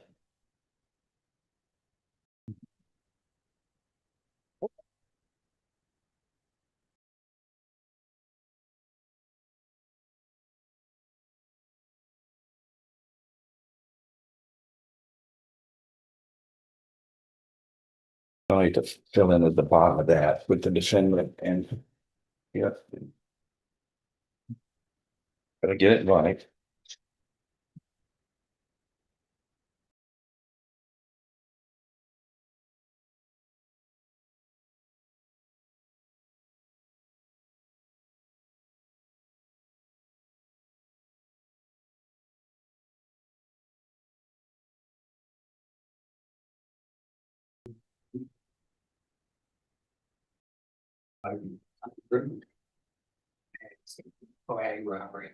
Okay, on this, Mr. Ham, the notice of intent to destroy evidence, generally that's signed by the parties as well. Y'all just mark through it as. That's because that's on the motion, Judge. That was originally signed, so that document would, that would be fine. Placed on probation.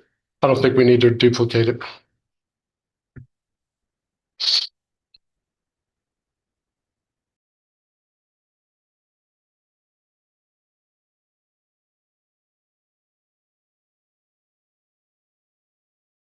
And then the agreement on this new indictment, the state jail felony.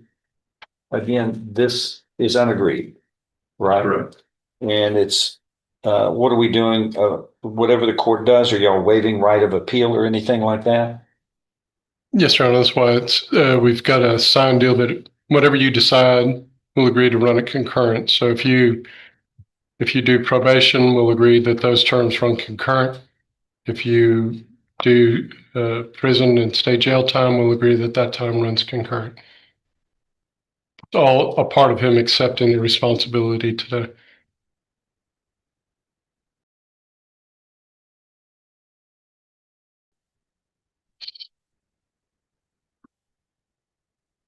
Bill Alves.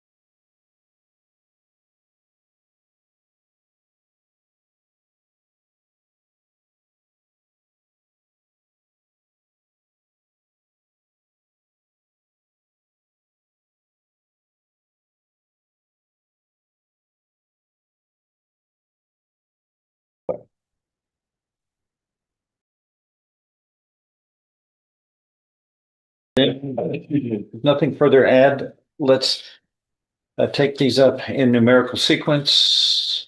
We have 23 CR 168. The motion to revoke probation in the defendant's case, and the court is going to make the following findings after listening to the evidence presented and the arguments of counsel. That, again, the defendant was placed on regular probation as he entered his guilty plea for the third-degree felony of evading arrest or detention with a motor vehicle on January 28th, 2025. He was mentally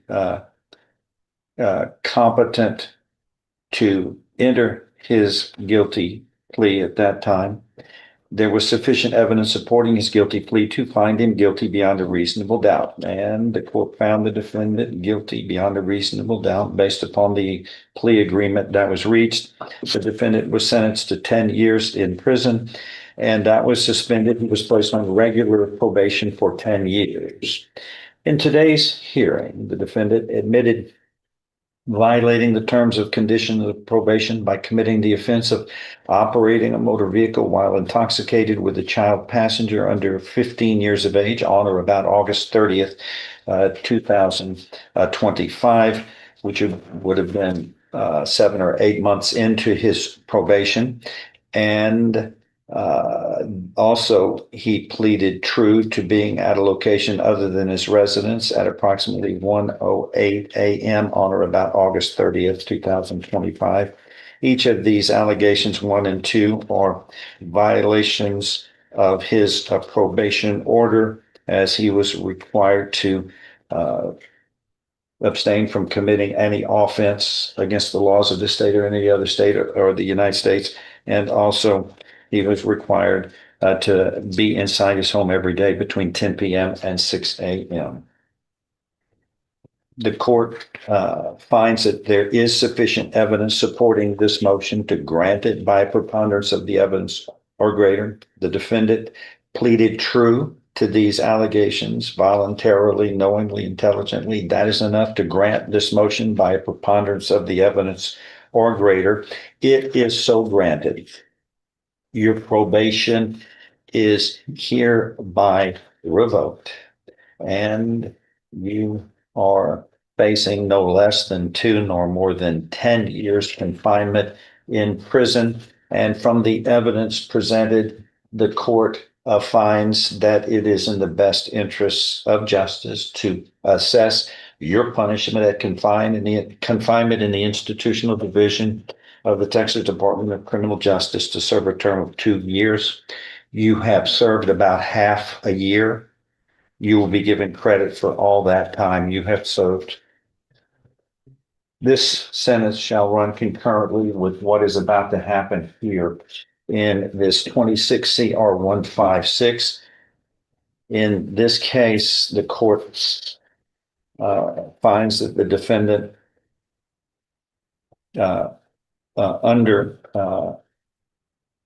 this case, you were charged with this indictment on or about August 30th, 2025, committing the state jail felony of operating a motor vehicle while intoxicated with a child passenger. And you are pleading guilty to that. sir, today, correct? Yes, sir. You were doing this voluntarily, knowingly, intelligently, based upon discussions with your attorney.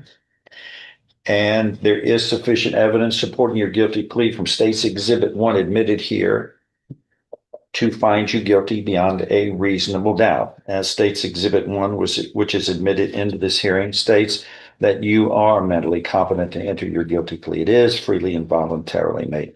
You understand and appreciate the consequences of pleading guilty. And you were giving up your rights to a jury trial and the rights to the appearance, confrontation, and cross-examination of witnesses. In this case, you are facing no less than 180 days up to 2 years in the state jail. I find the evidence submitted sufficient to find you guilty beyond a reasonable doubt. I hereby find you guilty beyond a reasonable doubt of this offense. You are hereby sentenced to confinement in the state jail for a term of 2 years. And listen closely. That's going to be suspended. You will be placed on regular probation for 5 years. There will be terms and conditions of probation, which are normal and customary for this type of offense. Most importantly, we're going to focus on some of the issues that we've addressed that you have kind of fought with in your composure, and we will help you. We want you to get across the finish line. These sentences are going to run concurrently with each other, by the way. So what happens is you have a few months, maybe, or less to complete the service of this sentence of 2 years that the court has assessed on this case that you were on probation for. And again, we can't take lightly the major reason that you are revoked is because you had, my God, a child in the car. And it is a felony to operate a motor vehicle with a child passenger. We can't ignore that. It has its consequences. It's a felony. You got 2 felony convictions. You've had 2 felony convictions even before today. You got to be careful. Those 2 felony convictions, a third felony above a state jail felony, you're looking at 25 to life. So for yourself and for the betterment and well-being of your family that you profess that you love, which I think you do, you put the child in harm's way, and that you have to be held accountable for. And these are all issues that are fixable. Plus, you are surrounding yourself with people who are role models and great examples. Failure is not an option for you, especially with your surrounding with all this support. The court finds that under these circumstances, that a 2-year sentence in this case, which is the lowest that can be given, is appropriate under the circumstances and under the changes that you have made in your personal life in commitment toward responsible behavior. But once again, it's a felony offense that you committed, and a child was in harm's way, plus others, and that has to have its own accountability. Okay, the court finds that these 2 sets of judgments are in the best interest of justice and are fair based upon what this court has heard and the evidence presented. And in this other case, this one, the second one that was unagreed, you have a right to appeal that. It wasn't an agreed decision unless you waive rights of appeal, and we will talk about that. There will be on the conditions of probation on Mr. Jobert's case here, on this second case that we're putting him on probation for, state jail felony.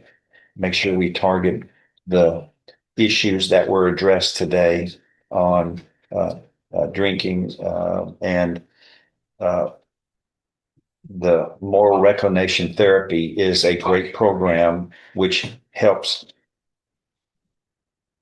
defendants understand and appreciate decisions that they're about to make and the consequences. And it really helps folks change their method of reacting too quickly and making mistakes versus composing yourself when a decision has to be made, especially under stress, and methodically thinking through the decision for the right choice. And the moral recognition therapy, MRT, we call it, really works great for people. And it's a program that you can use the rest of your life to be a better person. Anything else? Can I ask him one question? You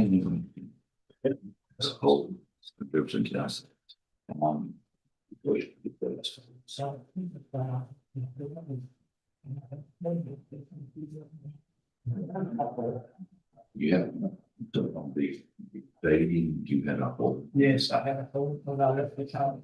My client is saying that while he was in the penitentiary on that 4 years. No, after the 4 years and I got out on parole. Parole broke my pro. Now you were on parole. Yeah, they revoked it because of the indecent exposure, but they had the indecent exposure in the main detention. You have to be in the penitentiary and have a detention. Yeah, they had a hold on me. They can't pick me up for a main detention. While you were, after they revoked your parole. Okay, yeah. So what he's saying is that there's additional credit. I don't know what it is, but I'll get with the clerk here. But yeah, we'll get this. Coordinator works with TDC on that, and they will make a determination of how much it is. And if there's a challenge to it, let me know. But yes, I've been doing this 19 and a half years, and all challenges have been proven wrong. Yes. In 19, they're pretty good at what they do on determining how much credit. But I don't know what they're going to do on this new case, because you're credible in a quarter of your time, and he served almost half. So we'll check with TDC. Maybe one of those where he goes in and out. We'll check with TDC, make sure he gets proper credit. Anything else to add on this? No. Yeah. All right. All right. Right now, he's going to be taken into custody for the sentence. Do you need to take care of any private things with making sure that folks get what you're? No fine. Or she's going to check to Terms and conditions which are normal and customary for DWI cases.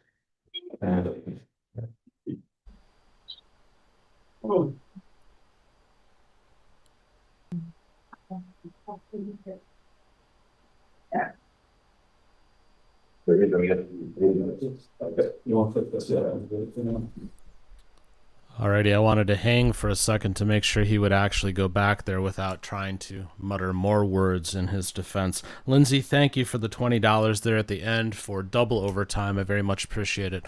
But we do need to call it a day because there are other things that I have to accomplish. If you did not see this hearing from the beginning, don't leave this stream. Rewind it. There's a little bit of everything here. We've got, this guy committed doggone near every crime on the book, allegedly. Well, not allegedly anymore. He's sentenced on it. He's got people who come and talk with him, including a pastor who seemed more interested in hawking his book than actually defending his parishioner, in my opinion. It was interesting. So do rewind if you didn't get a chance to see it all and check it out. We'll be back on Monday morning, 9 a.m. Eastern, 6 a.m. Pacific, a half an hour earlier if you're a channel member. If you find yourself in need of court this weekend, come back to TCF. We have over 2,000 videos on the channel. There's lots for you to look at. Thanks so much, everybody. Have a great day and a great weekend. We'll see you soon. Take care. God bless.